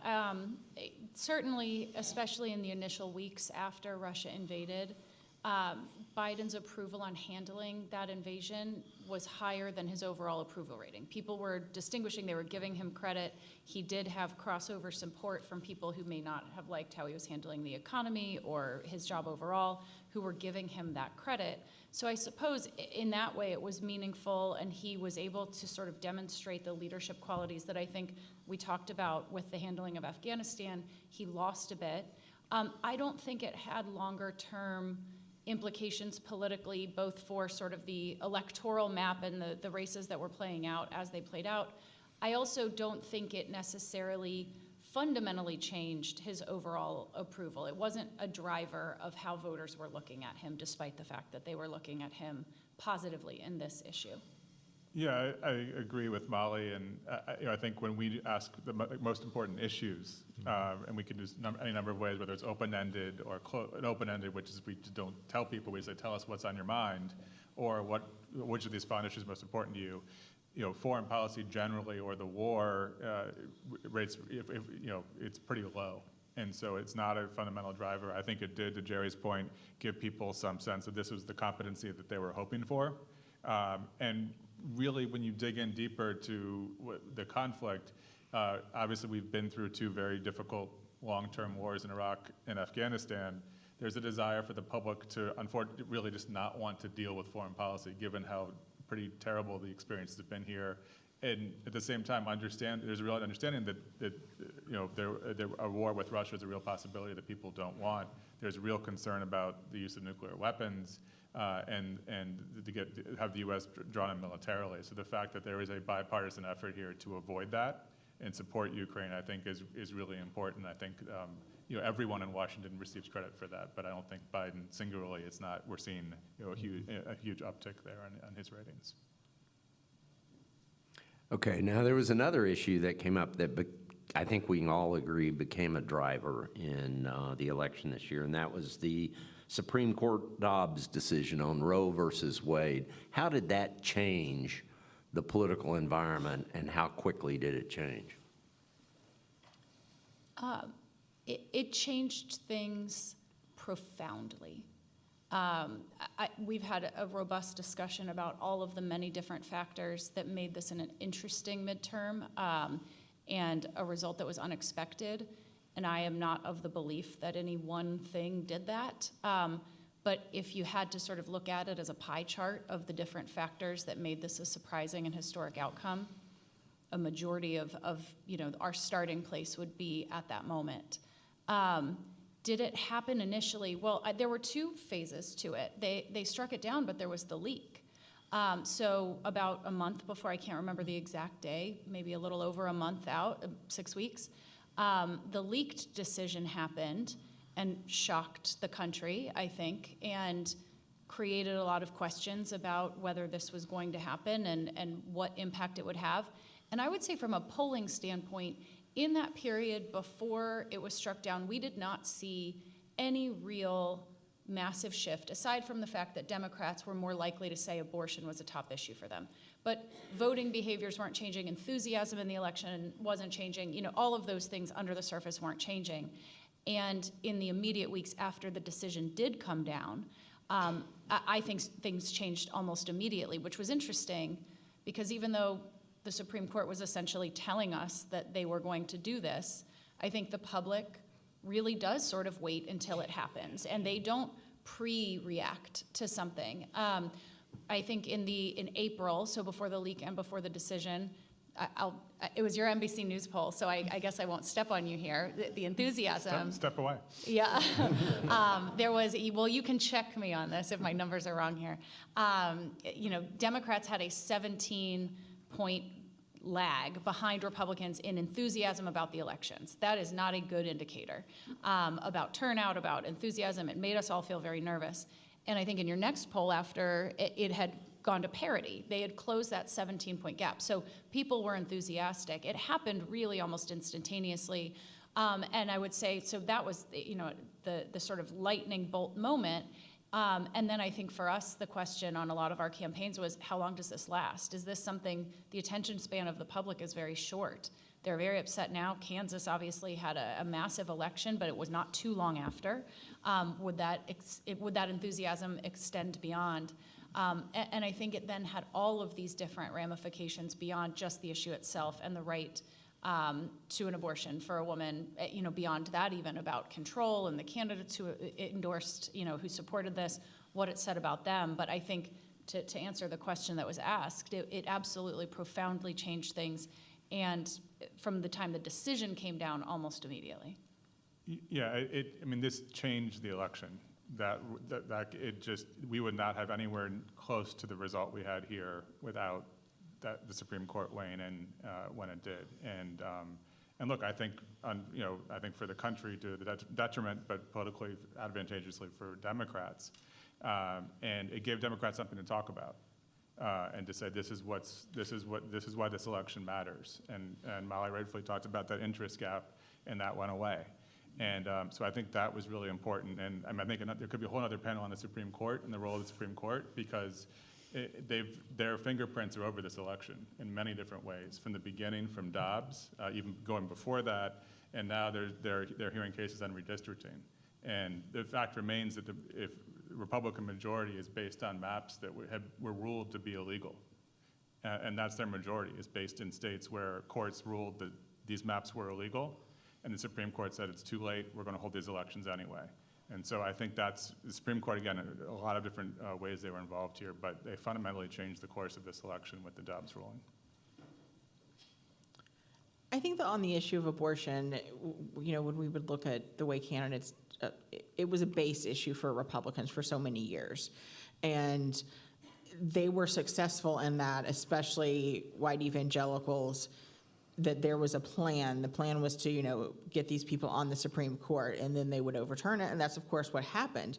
And why we looked at what happened in November 2021 when McAuliffe ran heavily on abortion, and it didn't really influence it as much. Yes, we've talked about how he was a different candidate, but there was no, I think, immediacy or threat to this right that women had had for 50 years.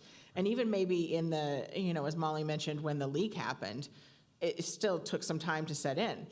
But when that changed, that end of June, and you were seeing states that abortion clinics were closing, and women having to drive to other states, or 11-year-old girls who had been, raped and were pregnant.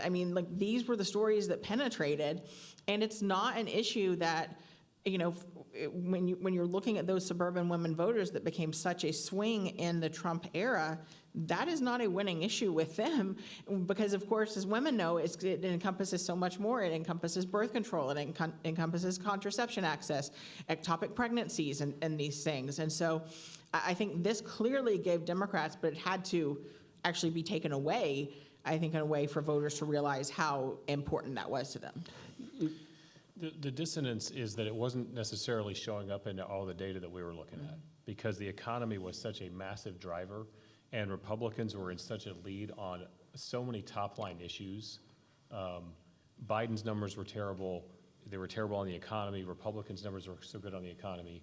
So I almost really actually have a question for Jeff and Molly, which is, when you talk about how dramatically it affected the election, do you believe that it was with suburban voters who previously had maybe been making their decision on the economy, or was it because it shaped the electorate a little bit differently with getting younger women and people that the Democrats were struggling to get to turn out? Which one do you think? I think it was both. I do think it was both. I think that seldom do I see something that is very motivating for turnout that does not also peel off a certain amount of persuadable voters. So I do think that it was both.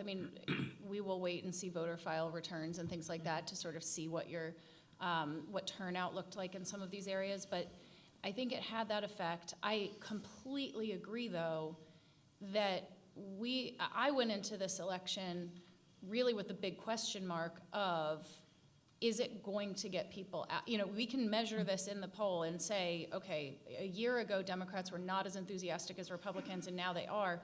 But all of these are sort of squishy and created metrics that are not transferable to, well, that means this many people will vote. And so the economy absolutely was the top issue on voters' minds, and Republicans absolutely had a 21-point advantage on that issue going into the election. And so it wasn't, I don't think any of us on this panel, as a Democrat working on Democratic campaigns, did not feel confident, was not betting that the outcome was going to be what it was. It was an open question because there were so many other factors at work that worked against Democrats. But I think what it came down to on turnout is, anger is a motivator, and this made Democrats angry. And I think fundamentally, if I had to boil down what happened in this election, how did it defy the odds?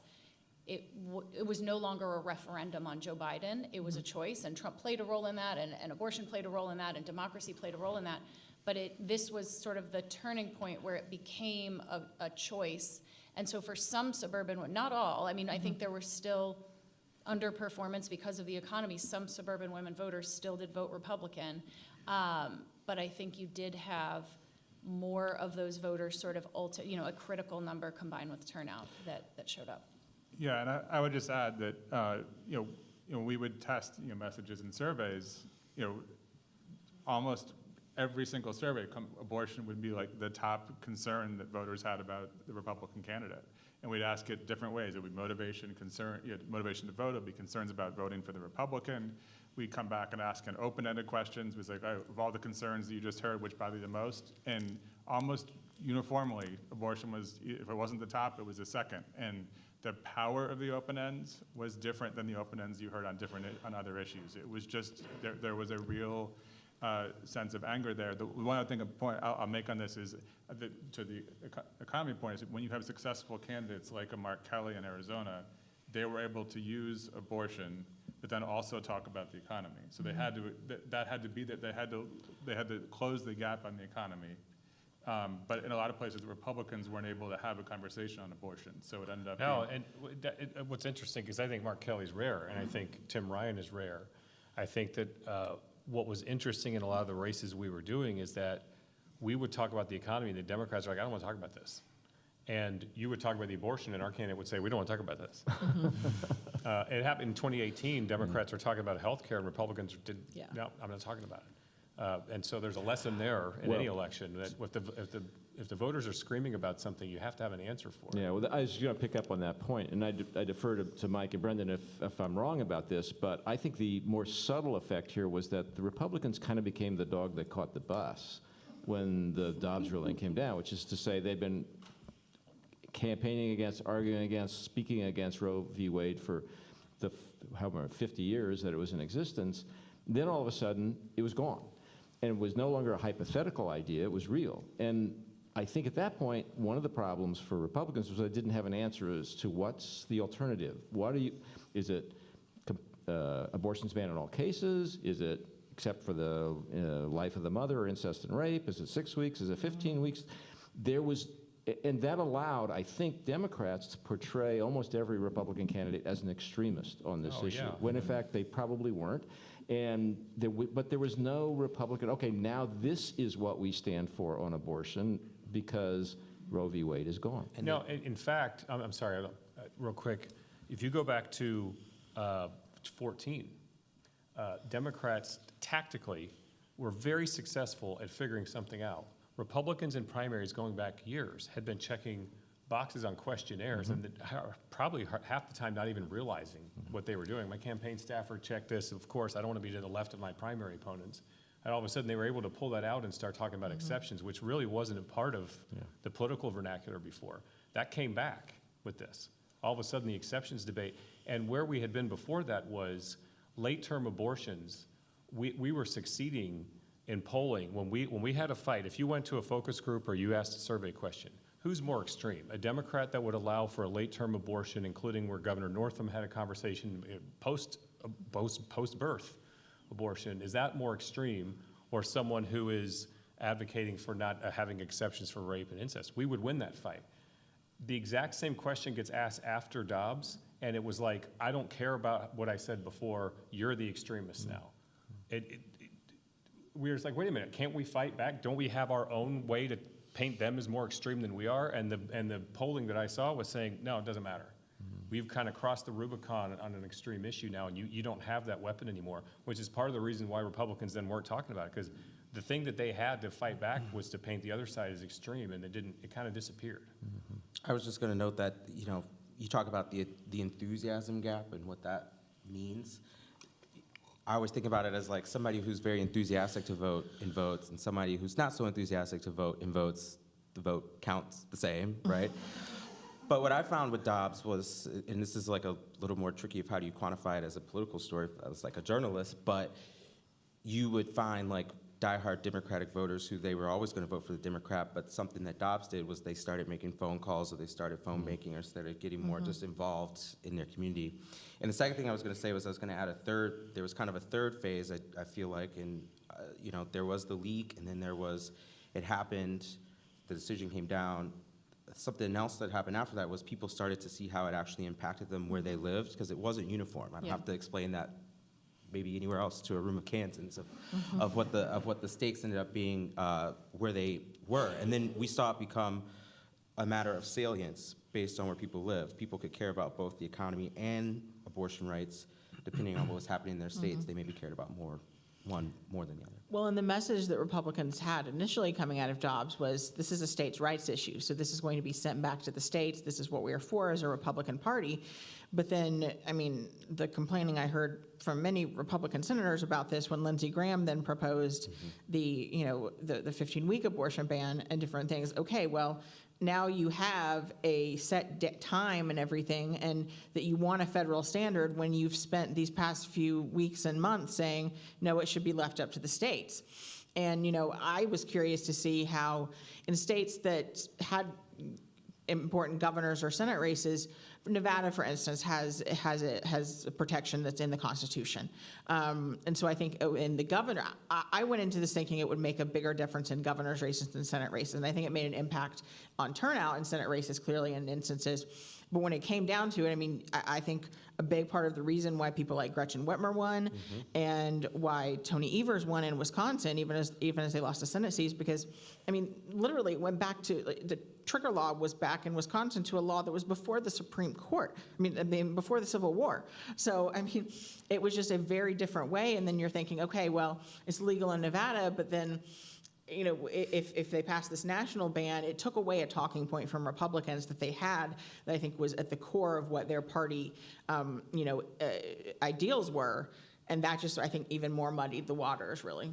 I think enough cannot be said about how significant that issue is to people, how personal it is to people, how it deals in power and who makes these decisions. And I mean, there are so many different, dimensions to it.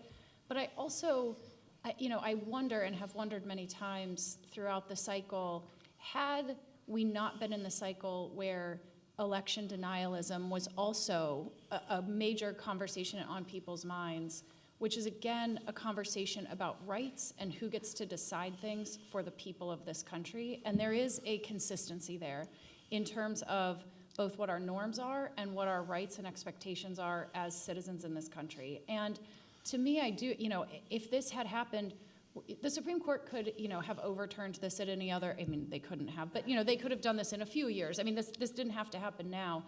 I think it would still have a massive effect, but I think that it also had a compounding effect for voters. And I think that's in part why it was hard, I assume, Mike, when you were doing research and figuring out how do Republicans push back, because it did become larger than, well, what about reasonable exceptions, or what about 15 weeks, or what? It became less about where you draw the line in a pregnancy or in circumstances, and much more a conversation about what the rights people thought were foundational to them. And people are going to vote for those rights over gas prices many times that are temporal, not insignificant, and not to minimize it, but are temporal. And so I think that absent January 6th and denialism, I still think it was very powerful, but I think it was a lot more powerful about how people felt this country was going and how far we had come from what they had expected. That's a really interesting point, because I was just going to make the point that one of the places, absolutely, abortion was a game changer in the election, but I don't think we can say it's the only thing, because one of the states that had the most restrictive abortion rule is Georgia. And Brian Kemp, the governor who was supporting that ruling, won very easily. And so there's clearly some other things that were going on there. Why was Brian Kemp able to not have that affect him while some other Senate candidates and governors couldn't dodge that? We haven't talked a lot about the economy, but it came up a few minutes ago. I think Mike raised it. I'm curious, Mike and Brendan, how you feel that the power of the economy as an issue was diluted by the kind of tension between focusing on the economy in the future versus relitigating past election results. I mean, I don't think any campaigns were, any mainstream campaigns were setting out to focus on election denialism as their main message. I mean, our candidates were actually pretty disciplined, I think, about focusing on the economy. And I think that was the right thing to do. I think every poll showed us that the economy was, and even polls after the election showed us that in most places, the economy was the #1 driving thing for people. It was bigger than abortion. So I don't really fault the campaigns for being really focused, almost to the exclusion of any other issue on that. I think there are some other issues that got in our way, and I think it comes to being just sort of perceived as being a little bit too extremist, and that when people were looking for someone to trust in this moment, even when all history says that, it should flip to the other side, there just wasn't enough trust people could place in Republicans at large, and that's bigger than the economy. It's more personal. Can I ask you both a question on that? So one thing that I think that emerged in our research in some of these races is that voters credited Republicans on the economy, thought that if Republicans got control, inflation would go down, did not feel the same. They thought it would either get worse or not get better if Democrats won power. All of those advantages were at their backs, but that also voters were critical that Republicans weren't offering an economic plan. It was much more a discussion about the economy, but framed in the other side. And I'm curious whether that holds water with you, and also sort of how you navigated that in your campaigns. Yeah, I mean, look, when you get survey data back that says that the president's approval rating is under 45%, the right track, wrong track is 29.71, that his approval rating on the economy is 30%, and you just got, how is this economy affecting you? Yes. I mean, you just kind of go down the line of all these issues. And in a midterm, going, for instance, 2010, Republicans weren't offering a massive economic agenda in 2010. They were saying, make it stop.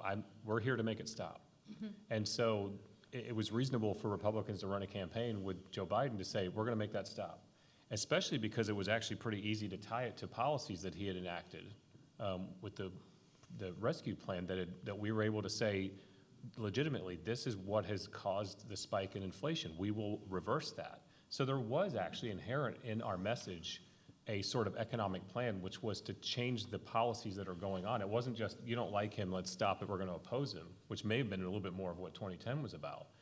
I think we had a very powerful, potent approach based on the data to address the economy. And I'm sure Democrats were seeing us not talking about abortion, go, this must work. Democrats weren't volleying back. They were like, the economy, what are you talking about? They didn't want to talk about this in their campaigns. They wanted to talk about the things that were working for them, obviously, as they should. But that also told us that what we were doing was working, and that it was a potent argument for us. So, I think this is one of the mysteries of this campaign, and I don't pretend to know the answer to it, and I think over time history will have to tell us. But if you go back and look at history, inflation is an absolute incumbent killer. It always has been. It killed Jerry Ford, you could argue, killed Jimmy Carter, probably gave us Ronald Reagan, probably gave Republicans control of the Senate in 1980. That's the last time we saw this kind of inflation. And why didn't that happen here? I mean, I think that's one of the real mysteries here. And I also think that it's a particularly brutal issue for incumbents because people see it every day. I mean, unemployment affects some people. Job loss affects some people. Inflation affects everybody every day, and every time they drive past a gas station, they are given a reminder of the inflation. Why didn't that all add up the way you would have expected it? I don't know the answer to that question. Well, I don't know the answer either, but I'll guess. Okay. And that is, again, on the most important issues question, we normally have issues like healthcare or the economy, cost of living. And in our August survey, NBC News survey, we said, let's include democracy on here. And we had no idea where it was going to rank. Yeah. It ended up being the single most important issue for voters. And that's what I think, and we talked about this on choice, and Molly was quite right to bring in voting rights and how our elections are counted and who gets to vote. That is, I think, a big part of what changed, is that people were seeing this. Yes, the economy was terrible. Every economic number we saw, there was nothing that was good out there for Democrats. But the democracy part of things and having politicians make decisions for us was something that people rejected. And that, again, single most important issue. The other thing which I think really did matter at the end was the Inflation Reduction Act. And we can talk about the name of it for as long as we want. Brilliant name. But we ask a question over time. We say, just for pieces of legislation, we describe them as, is this a good idea or a bad idea? And we asked this for Social Security privatization. We asked this for Obamacare. We asked this for the Trump tax plan. Every single one of those was net negative the first time we asked it. Inflation Reduction Act, net positive. And it allowed Democrats to say something about the present and said, hey, we get it. We're not saying the economy is great. We get it, in fact, that it's not. That's why the Inflation Reduction Act. But we're doing things that matter. We're going to cut tax corporation. They're going to pay their fair share.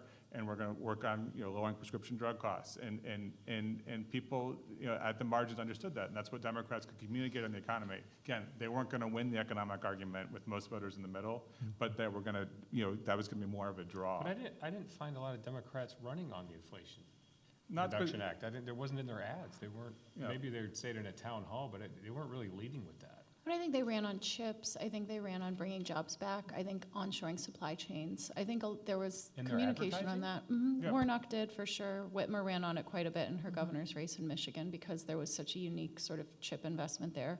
Tim Ryan definitely did in Ohio. Even Mandela Barnes ran a few ads on bringing jobs back to Wisconsin, onshore. I mean, it was not on child tax credit. It was not on financial relief. It was not on social infrastructure and those sorts of things, and not climate, really. It was, I think, specifically supply chains and bringing manufacturing jobs back and extracting those pieces out of the agenda. But I think there was a dialogue. I mean, again, I think, I don't know what percentage of the communication it was. I don't think that Democrats won on the issue. But I think by talking about it in their advertising enough to say, I feel your pain, even if their solutions were not, I fixed it or I am fixing it, but I understand it, allowed them to, I'm not going to even say they muddied the waters because that implies that there's a draw, right? It was not a draw. But the bottom didn't fall out for Democrats, I think, on the economy the way all of the indicators would have said it should have. And the way the bottom was falling out for the Democratic brand. I think it didn't fall out for the individual candidates running. Well, all this happened at the same time. They passed the Inflation Reduction Act, Dobbs happened, and gas prices started to go down all around the summer. And that's when everything sort of changed. And some of the good numbers for Democrats receded from there. And I think that's why we still ended up feeling pretty confident going into Election Day. Absolutely. But you can say it was Dobbs or you can say it was gas price, but from that period, it was a much more sort of jump ball election than it had been for the first 15 months of the cycle.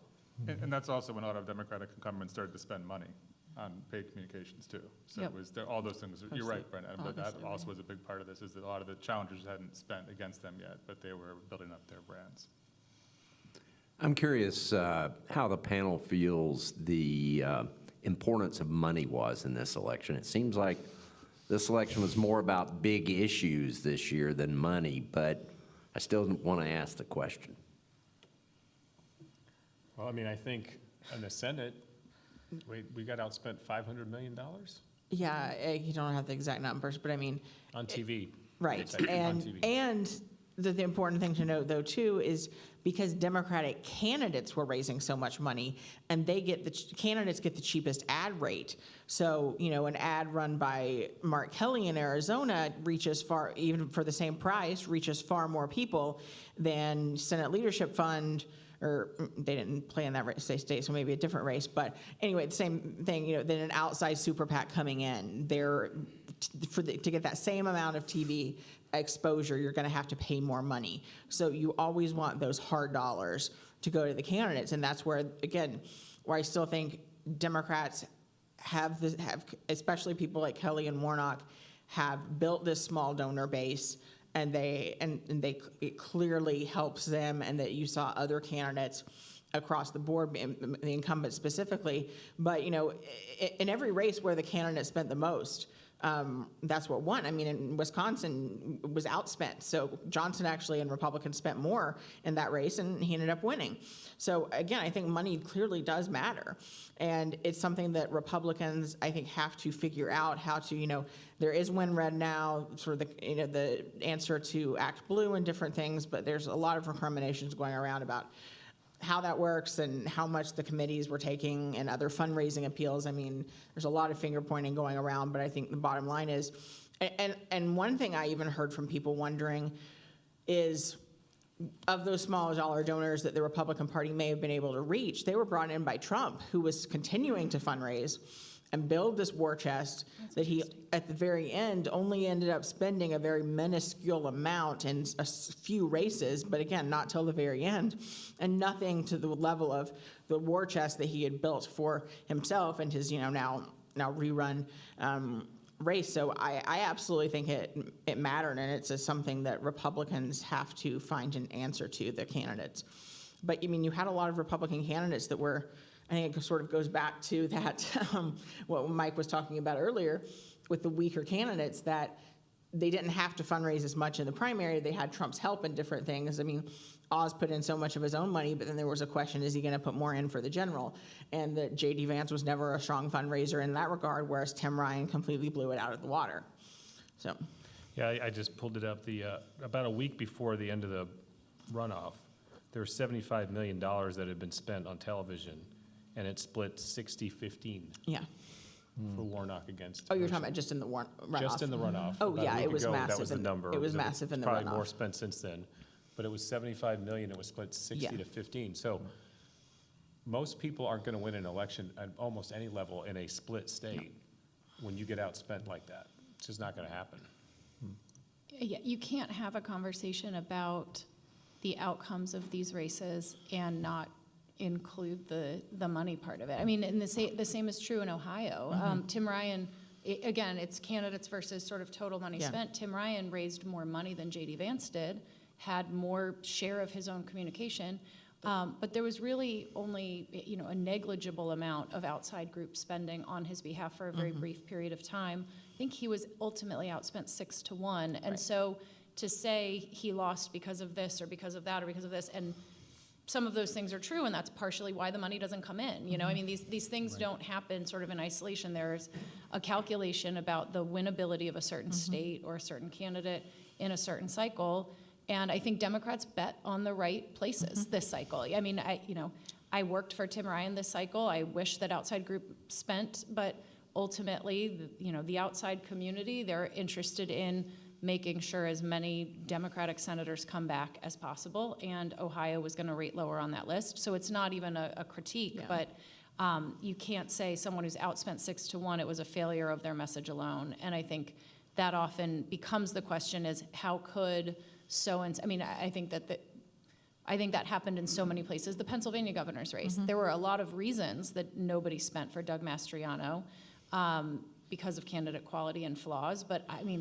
he spent almost no money, and Josh Shapiro had an enormous war chest, and good candidate quality, good message, poor candidate on the Republican side, but without that money differential, you can't, it's not the same. I mean, 6 weeks, a month out from the election, you had gubernatorial candidates in Pennsylvania and Michigan that were dark completely, and in Arizona, Blake Masters was dark. I mean, you don't win a race if you are not on television and you're Democrat.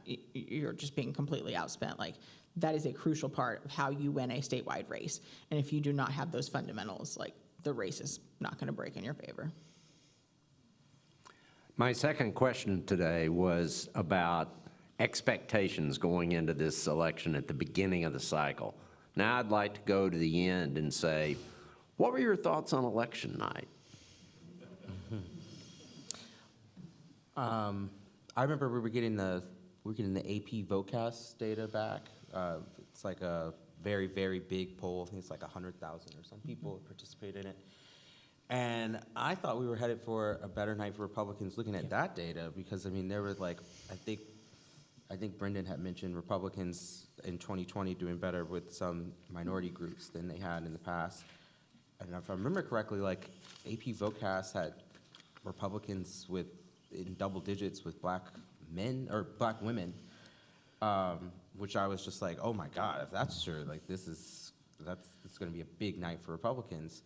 And then going back and looking, well, those are my expectations. There was some really bad numbers for Democrats in some of the initial numbers. And I remember I was in Georgia that night, and we didn't really know how the race was going to go with Warnock and Walker. But, and you can fall into this trap sometimes, and I do it, more than I would like to admit.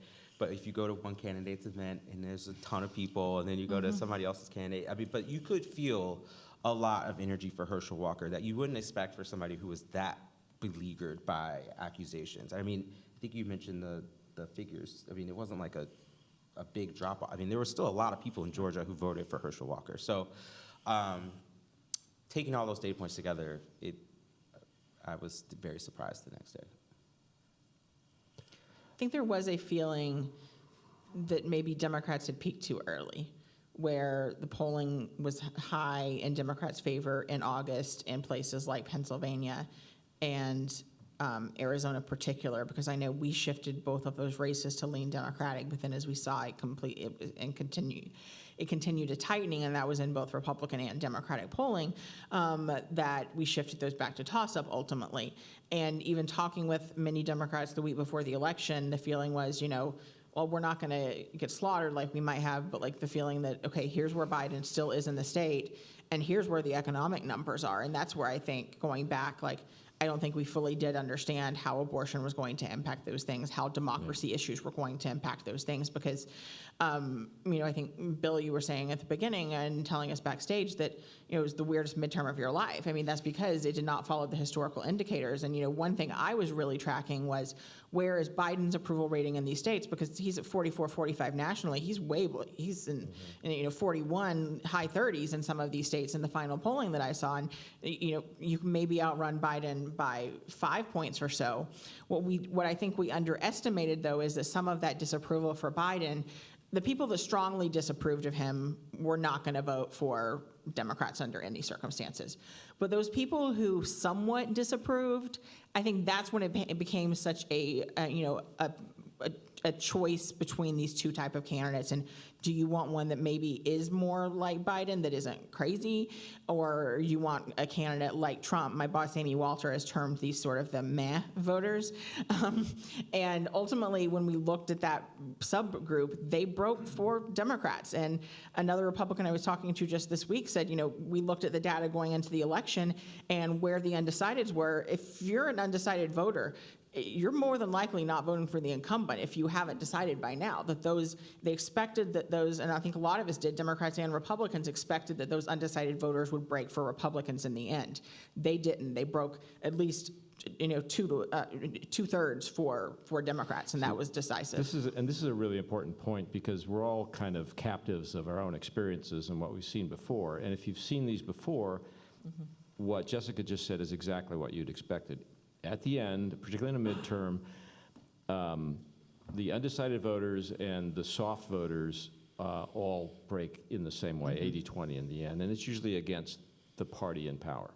And that's not what happened here. The data were the data. It was solid, I think, basically.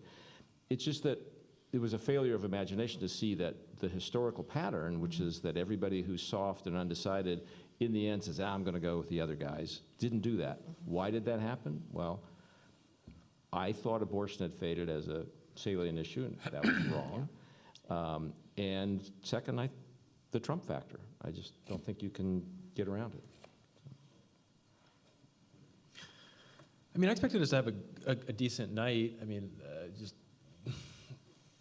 one thing I didn't expect was some blowout, and one of the reasons that we haven't really talked much about was redistricting this cycle made it impossible to have a night with 63 seats swinging anymore. I mean, there are 30 swing seats. We were spending a bunch of money in districts that Biden carried by 10 or 15 points because we just didn't have anywhere else to spend money because, there are only so many targets. And some of that is hoping that there is a really big night and we pick up some really big ones. But so I didn't, I expected us to win. We did win. We talk about it like we didn't. We did win. And I didn't really, to me, knowing there was going to be divided government didn't really bother me if it ended up at like 220, 230. That's not a huge number, but it's fine. It's good enough. Ultimately, of course, am I surprised that it was only 222? Yeah, but it's not actually that far off of what I kind of expected it to be. I was very surprised, and I think that a lot of, I will say the effect Dobbs had that I was baking in is the fact that we were not going into the election assuming or thinking that maybe Michael Bennet was going to lose his Senate race. I thought that it kept the expected states and expected House districts as well in play, that we would have said in a, whatever we want to call a normal cycle. I guess we don't have those anymore. I think that's what we've learned. Is we don't have normal cycles anymore. But, some of these bellwether sort of even partisanship type races, I would have thought without, and still think without Dobbs, we would have put those races away and Democrats would be defending deeper blue areas. And I thought it was a function of Dobbs that we were still on the same battlefield that we probably would have expected. And maybe if that was a race we were going to lose by, 5, maybe we only lose it by 1. But I really thought that these were going to be marginal differences as a function of Dobbs or candidate quality and spending, but that ultimately you don't get credit for losing by 1, or 5. You still don't have a seat. And so I did expect, the fact that these races were more competitive, I had some optimism for individual races, but I thought because these things, as Jerry said, all usually break in one direction. If you've got 4 toss-up races, you're not that likely to win 2 and lose 2. You're either going to win them all or lose them all. They're all just, going to break that way. So I was very surprised. I was very surprised by the depth of the way this played out, and the sort of, and then I think the other thing that was surprising to me is Republicans did win. They won the national House vote. They won the national House vote by 3. If you had told me that, similar to if you had told Jessica that Marco Rubio was going to win by 16, you'd say we lost everything. If you had told me that we were going to lose the national House vote by 3, I also would have said we would have lost a lot more than we did. And so I think it spoke to the fact that these conversations with voters matter, that these dialogues matter, the number of tickets split, voting for a Republican governor and a Democratic senator or vice versa happening. I think that spoke to the fact that voters engaged and they looked at these candidates and they looked at these campaigns in ways that I think I sometimes don't give them credit for. Yeah, I agree with all that. If you said how House Republicans are going to perform in New York, I would have said, wow, in the Northeast in general, even in the places where we lost, where we overperformed. And the reality is that we're talking about this because I think anyone who says on election night they weren't surprised, I'm personally a little dubious of. I looked at millions of dollars, tens of millions of dollars probably worth of survey data through the whole election, and I was surprised. And all the race rating, the 3 major race rating organizations were moving seats in our direction. We couldn't control the red wave narrative. I don't think anyone who was doing House Republican races wanted that narrative out there because we had tried to temper it at the beginning because of that we'd already gained 15 seats. There just aren't that many seats that we could go and get. We're not going to have a 63-seat game like the shellacking in 2010, as it was called. So it just wasn't possible, but it kind of got out of hand, and people started saying that. But the Democrats I talked to thought it was true, too. So I was talking to Democrats, I was talking to members of the media, the race rating folks, pollsters everywhere. Most people thought that this is what was going to happen. And so I think to Jerry's point, we're still trying to figure it out, some of it. I think we've touched on a lot of things here, and it never is one thing. It's always a compilation of things. But I think the wise thing is to say is we don't know why we were so surprised. Okay. Go ahead, Jeff. So I would just say, look, elections are humbling. And we all need to remember, both as candidates and as people who are supposed to know what's going on. And so, I think, again, going in, I thought it could be worse, was hopefully to avoid that. And that's kind of where it ended up with. But the last couple of weeks did not feel great. especially on the House side. I think a lot of the races were tightening. And, so I think that was, that was the real concern, is it could have been a lot worse for Democrats. And I think, election night is always just a strange night because there's so much information that's out there. Some of it is true and some of it isn't. But I think for me, some of the early signs when you actually see, I pay less attention to exit polls because they're just, and for everybody, those are just, it's raw data. They're not even really weighted yet to what the actual result is. They continue to change throughout the evening, so absolutely. That's the danger, is you see that, everyone sees that first exit poll and it's never right. And so what I really I try to keep as busy as I can on election day until votes come in. So I will do all the things I couldn't do for 6 months, like I will string lights in my backyard, and I will just. Election day is the worst Yeah, when that's you're in what this I- oh, business. You're just absolutely. like, what do I do until It's the polls snowing close? in Smith County. That's Yeah. going to change everything, Right. right? But, Hang up the phone. but. Warnock took a nap on one of his election days. Yeah, one of his many. Yeah. But like some of the signs, we're looking like Virginia and Pennsylvania. I'm looking at these House districts, and who came in, and Elaine Luria and Virginia 2nd ended up not winning, but she was one of the few incumbents who lost. And the fact that Spanberger, Virginia 7, was able to win, that was a really encouraging sign early on. Rhode Island's 2nd district, which was a late primary, the Democrats could have won. The fact that they should have won that district, the fact that they did was a good sign. Pennsylvania districts. So early on, there were some really some positive signs for Democrats on actually election night. The other thing I think is interesting is a lot of the Democrats who won in 2018 in that wave election. Again, I think besides Luria, and there may have been one other, I'm not sure. They all ended up winning, and to the point of like the 20 map felt like a reach. We kind of returned to 18, and I think a lot of those freshmen in 18 ended up winning, which I think was a really encouraging result. Okay, I'd like to open up, I've let this run a little longer than I planned, but I'd like to open up to Q&A. Sarah, can I run about 10 minutes long? Will that disrupt plans? Okay. If you have a question, we'd like for you to queue up at the mic over on this side. If you don't like to get up or don't want to stand, please raise your hand and we'll get a mic to you. And if you're watching online, you can email questions anytime to dolequestions@ku.edu. That's dolequestions@ku.edu. And we'll start with a question here. One of you mentioned that a lot of Trump's statements served to suppress the vote of Republicans because he would say things like, only vote on election day, don't try to vote early. And of course, voting early is the bread and butter of Democrats, and that probably hurt Republicans. It seems that, is that going to be a receding sentiment in the Republican Party? Can you overcome that? Because it would be, I would think, difficult. It would be a real problem in winning elections if you couldn't. So what are Republicans going to do? Well, One of my takeaways from last night that I wrote was ignore early voting at your peril, because Warnock was able to amass such a lead, and you don't know what's going to happen on election day. You get busy, you have a car wreck, weather, exactly. There was bad weather in Nevada, and Democrats had banked so much of a lead. Like, that race could have changed on early voting had Republicans only stressed it more and different things. And I don't think they can only bank on strong turnout on election day. Like, again, my parents, who were staunch Republicans in Tennessee, voted early every single time. Like, that was just what they did. And in some states, it's more built into the culture. But I think casting doubt on this is just putting Republicans further behind. And, the Republicans here can weigh in on it too. But like, if you talk to strategists, they know that this is not a good thing, that they would much rather focus on that. And some campaigns do really stress it and different things. But the emphasis that Democrats have been able to put on it and build such a lead has really made a difference in a lot of races. And I think it did in Georgia. I think it did in Nevada.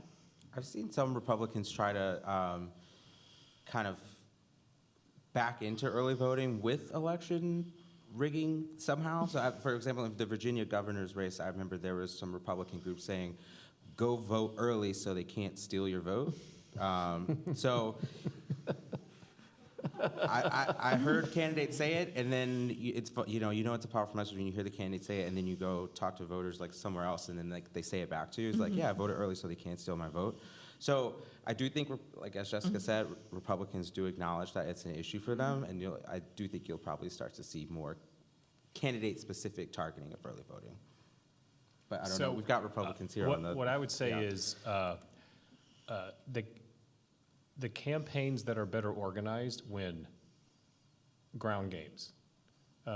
We currently enjoy in our party the most sophisticated national committee, the RNC, who is the ground game machine for us than we've ever had, and they're really good at it.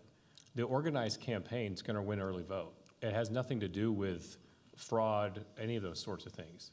So Republicans should lean into early vote when they have a good candidate and they can organize their campaign, because it's a way to get people to the polls and vote and bank them so that you can continue to use your data to focus on the people that haven't voted yet. And we've done that very successfully. We did it in 14. We did it in 16. We had an amazing early vote operation in Iowa, for instance, in 2014 that we organized. And so it is incredibly harmful when leaders say, don't do it.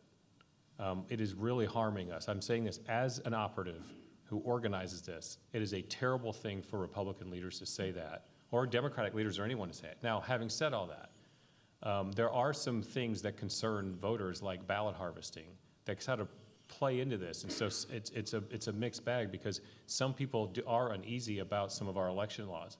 I think Republicans, the way they should approach it is the way they did it in Texas, which is pass an election reform law that cleans up some of the things that we're worried about, but also has, drop boxes and early voting and keeps all those things in place. And look what happened. We had a pretty good election this year in Texas. So there's a way for Republicans to get out of that, which is to address the things where there actually are problems, but make sure that we focus on actually just building robust campaigns to win the early vote and to win mail voting, and not be scared of it. Yeah, I mean, operatives, most candidate campaigns know that this is a problem. They know that you need, the very first thing I learned on the very first campaign I did was mail votes are really important, and you chase every mail vote, and it's not just early voting, it's mail voting. That's really important, basic fundamental. Our voters have been convinced otherwise, and that's not a problem you can just solve by different tactics. And so that's going to have to be a huge undertaking, I think, for the RNC and other folks to reprogram voters' thinking that if they do have an opportunity to vote by mail, that it's okay, because right now they don't think that, and we all know why that is. Okay, do we have a question in line? Yes. I have a... Speak up a little bit. Okay. I have a two-part question about election denialism. So there was a questionable tactic by some Democrats to support extreme Republicans in primaries in order to win more easily in general election. And there were many questions if this will work, and it turns out it worked. The question is, can we say that, yes, this is a good tactic, or the fact that it worked now still doesn't change the fact that it's dangerous in the long run? And the second question, the election deniers who lost, they actually conceded everywhere except one or two main races. Arizona's really, yeah. The question, well, that's definitely a good sign, but why do you think this happened, and will it hold in the future? Well, I think the latter question is because you have to have a lot of free time and money to sustain a campaign to convince people that the election was stolen from you. And I don't think most people are up for that. And it's as simple as, I think there was one person who was uniquely situated to be able to convince millions of people that the election was stolen from him. And I hope that this kind of gets I also think there was a feedback cycle here in which election deniers did not do well, so why do you want to become the next election denier if that's not a good thing to be? So I think there's a kind of I'm hoping virtuous that this feedback. cycle, kind of puts, it's not going to put it completely to bed, but encourages people to move on from it, encourages people to no longer feel like we need to revisit what happened in 2020. Obviously, not everybody is on the same page on that. I think what Democrats did is in some of those races is gross. I don't think you'll hear people say it's my job to win elections. If you actually cared about democracy issues, you wouldn't support candidates like that. And I have very little tolerance for it. So I don't have any real constructive to add. I just think it was pretty gross what Democrats did there. The larger context is that when we sort of talk about election deniers meaning one thing, but we've had election deniers for quite a while on both parties. And there have been problems with the way we conduct elections for a long time that has eroded the faith of the American people on both sides of this. So if you do a survey and ask people, you'll find that there are people on both sides that say, I'm a little worried about how our elections are conducted. Things like how long it takes to count the ballots. When we see it happening, and of course it's not uniform, so in some places they count them very quickly, and in other places it takes longer. You're just asking for someone to use that. Even if it's completely above board and very well-intentioned, election workers are doing the best job they can with the budget they were given by their local governments to count the ballots. As long as it's taking a long time, someone can use that for their own good to twist it and scare people.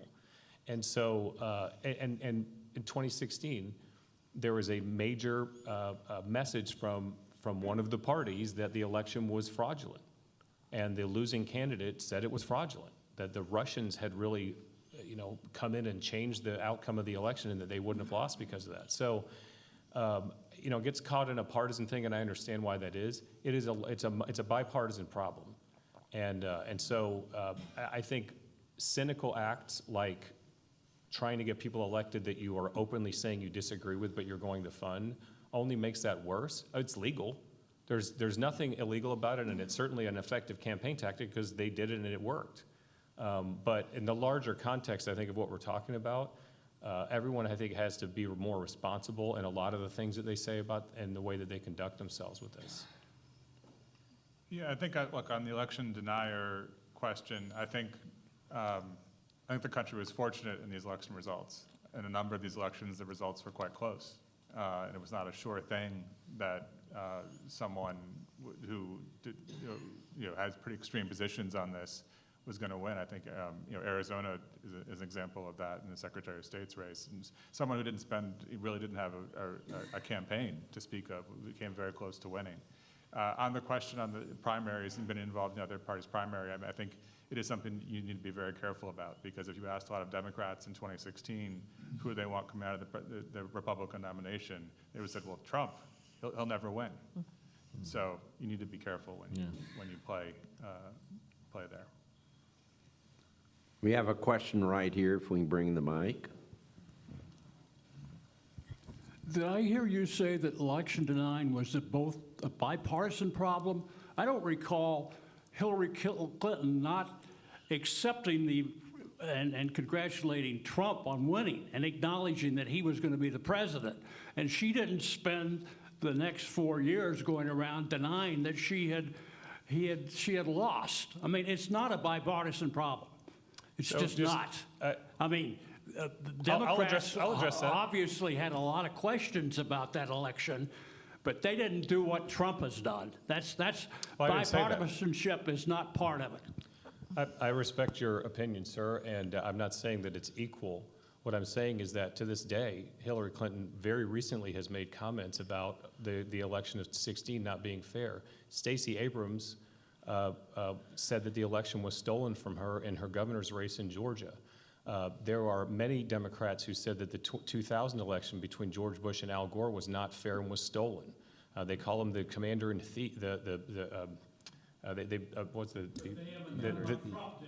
well, that's not my point. My point is, if we want to have faith in, well, sure. What I'm saying is, if you want to have faith in elections, the larger picture, then I think both sides have to be responsible, and we have to actually, there's laws we can enact to make people have more faith and make it harder for people to twist the truth about our election results. And so that's a different. Well, I'll just jump in here because in my dream, in my optimistic dream, which I acknowledge is naively optimistic, but I would love it if both parties would seize this moment and get together, since they both basically exist only because of the integrity of the system that brought them to power in the first place, would get together and agree on some rules of the road that would take this issue off the table. I mean, of all the issues that divide the country, this is the one that probably could be solved, because people could say, like, here are the best practices for conducting an election.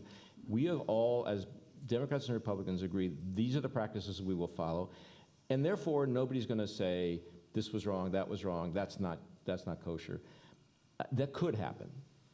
I don't think it will, but I mean, I don't see how you get this off the table. Maybe if we had like federal, I mean, when it's the power of each state, right? Like well, no, I mean, I'm not acknowledging that. I'm just saying, if there were like there's a good housekeeping seal of approval, here are the best practices that you should follow in your states so that people can't question the outcome. If there was a standard set of practices that people could adhere to, maybe that would start ending this conversation. And I think this goes back to the beginning of our conversation in January 5th and January 6th. And if we fundamentally, that's why democracy is the most important issue. If we fundamentally can't agree on how to count votes, we have a problem. And right now, we have a problem in the country. And there may be, the Electoral Count Act may actually pass. Yeah. And that, at least part of it, might be fixed. I mean, it's going to be attached to one of the spending. Yes. Okay, we have an online question from Will. This question is from Michael Matson. It was great to see our democracy survive another test with the 2022 midterms. Georgia was one of the first states to enact new voter restrictions. Did those new rules play a role in Warnock's win last night, or was there anything notable from other states regarding new voter rules? Thank you, Michael Matson. Obviously, Georgia, the Democrats there had a very big win with getting Saturday voting included in the runoff election. I do think Democrats, even just since last night, have looked back at that win and thought that was a pretty big deal for them. I will say one thing I noticed in Georgia, I mean, Democrats in Georgia, certainly since Stacey Abrams, as you mentioned, but probably even before they started to even get close to electoral success there, did have this idea that it would be an uphill battle to win in Georgia. And so there was this idea that we really need to get our base educated and organized around how they can vote. And I'm not sure that infrastructure always existed on the Republican side in Georgia. And I do think Republicans were caught catching up a bit to the Democratic infrastructure of just educating people of these are the rules, this is when you can vote, this is how you register, this is how you do it. And so to that person's question, I think Democrats did have a little bit of an advantage. As a Georgian, I do want to just say, and I guess as a Republican, I think there was an incredible amount of hyperbole spewed on the Georgia voting law, and that some of the language that was used to describe it, I think, is destructive. It remains incredibly easy to vote in Georgia. And a lot of the things that voting law did was just rein back some of the things that the things that they did to allow people to vote more easily during COVID. And they basically work back to the laws that were on the books around 2018 when Democrats had a really good night in Georgia. So I think this is just one area along the lines of what Mike was saying is be careful about what we're talking about. And that caught on as a narrative that the Georgia voting law is the new Jim Crow. The President of the United States was saying the new voting law in Georgia was a new Jim Crow, and that was just patently ridiculous. And I think we saw throughout this the primary and the general election, incredibly high numbers voting in Georgia, and maybe there are some things people can nitpick, but I think the Georgia voting law is pretty sound, and I think it's counterproductive to use some of the language that was used around it. Okay, I'm going to take one final question right here. Actually, I'll get one more in here too after we finish. My goal tonight was to leave here with a clear understanding of how Herschel Walker got 48% of the vote. No, I'm not being a smart aleck. Explain to Kansans how that happened, how that can happen. Georgia's a purple state. It's a lot of Republicans in Georgia. Yeah, because Metro Atlanta is what is driving a lot of this, and what has driven the change in Georgia is you have more people coming out to the suburbs, more people coming into Georgia, master's degrees, bachelor's degrees, and different things. But like, you go to those rural areas, they are still very, very Republican, like dyed-in-the-wool Republican. And I mean, that's how in 2018 Kemp won, even as Abrams boosted the turnout in Atlanta, the rural vote came out though. So I mean, I think it's a very evenly divided state. And I think there's a lot of people, I was seeing that on Twitter last night as I was following, they're like, how could he get that? But Republicans will vote for Republicans as long as there's an R next to their name. Did Warnock get crossover voters? Absolutely. That's why there was a 200,000 vote drop off and things. And so that's what decided it, because otherwise, if you had what was happening in the rural areas, then you would have had him win. But it's just there's two very different universes of where you look at of what Georgia looks like now, and you can't discount those rural areas. Sorry, so we did some polling in this race, and I think the number in the runoff, also in the lead up to November, and I think that there was an important data point in that polling that answers both the question of how he got 48% and also why he lost, which is we asked the vote question, who are you going to vote for? And then if they said for Warnock, we said, is your vote for Warnock in support of Warnock or to oppose Herschel Walker? 75 to 25. People who were voting for Warnock were voting to support him. They liked him. They wanted him to be their senator. For Walker, the numbers were not entirely reversed, but about 60% of his vote were people saying, I'm voting against Raphael Warnock.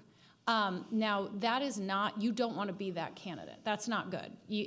That just is, as much as it's always about the other guy, that's not a great metric. If I'm on a campaign and my candidate's just I want to vote against, those people are not as enthusiastic. So I think it helps explain why he lost. You're not going to have happy supporters coming out to support, but you do care deeply about stopping the other guy. And so I think it's an extension of Jessica's point, which is that race was much more about Raphael Warnock than it was about Herschel Walker for Georgians. So to answer it for a Kansan, I think this race was, and I think it was about Warnock because it was also about Democrats in control. Biden's at 41 in Georgia, optimistically. So all of those factors, I think, played a bigger role than Walker and his flaws that he brought to the race. Yeah, and look, this goes to, I mentioned the two data points before, but again, Biden won 49.5 to 49.2 in 2020. Warnock on the runoff was 51 to 49 in 20. Now he's 51.4 to 48.6. And to me, Georgia feels sort of like Wisconsin 10 years ago when they had the recall elections. And people knew to do one thing. They were going to vote, and they were going to vote the same way. And it keeps, it's time to vote again. And you get, whether you vote your party. And this, we'll talk more about polarization tomorrow, but that's a big part of what I think is going on. That's right. We're talking about that tomorrow. Because what I was going to say is we're in an era of deeply, deeply polarized, borderline tribal politics. And it's getting worse, actually. It's getting, if you call that worse, if you don't like that, it's getting more polarized. And it's polarizing along education lines more than anything, also economic lines and geographic lines. That is not just a trend that's affecting the United States, it's affecting most Western democracies around the world. The rise of populism is a product of that. And so you have a great resorting, and the Atlanta suburbs are one of the perfect examples of this. I mean, one of the people that feel like, some friends that I have in the Atlanta suburbs that are educated Republicans sort of feel like people without a country. It's why they loved Kemp. They were able to gravitate to their kind of Republican because we are splitting along these education lines so much. When that happens, once someone gets nominated, the tribal aspect of who they're going to support, they're just polarized into supporting them regardless. And again, that's in both parties. I'd like to get in our last question. We have it right here. Betty, you get the last question tonight. Thank you. During the reporting on the recent elections, I would now and then hear comments made that there were younger voter groups coming out than had typically been coming out before. And so I had the impression that that may be true, and I'm interested in knowing whether there is a trend of younger voters voting. Of course, the abortion issue might have had an effect as well. Sure, I'll start there. So younger voters did vote in high numbers compared to like a 2010 or 2014. There was not, in all of these, the states matter, in that, some states may have had different trends. I do think that ultimately their turnout was not percentage-wise, they weren't taking up a bigger footprint relative to the rest of the electorate. All people voted in higher numbers. And so I don't think that you can, yes, that turnout mattered, yes, that turnout tended to support Democrats, but I don't think youth turnout turned out to be, nationally speaking, across the board, a decisive turning point in the election in the way that I think a lot of people expected it to be. Now, it may have made the difference in some key races. Yeah, and one thing I think is important to note is that, again, we get the voter files back and we'll be able to tell you for sure, give us some time, but the MAH voters, the somewhat disapproved, tend to be younger, and some of those were people who they're Democrats, but they're going back to the primary, they were sort of the Sanders Democrats. And so that's sort of the profile of those voters who ended up, again, narrowly, but more on the side of some more Democrats than Republicans, I think made a real difference, even though their numbers weren't as high as they were in 2020. Tomorrow we'll begin at 9:30, and Jeff and Molly have agreed as our pollsters on the panel to run through some what they consider very significant survey data from this election. So that will be a great treat, and then we'll be able to discuss the meaning of the results, 2024, and how things we expect will go. We'll get some prognostications and predictions a little bit, if I can coax the panel into it. So, but before we break up tonight, I want to ask you to join me in thanking the panelists for a wonderful discussion.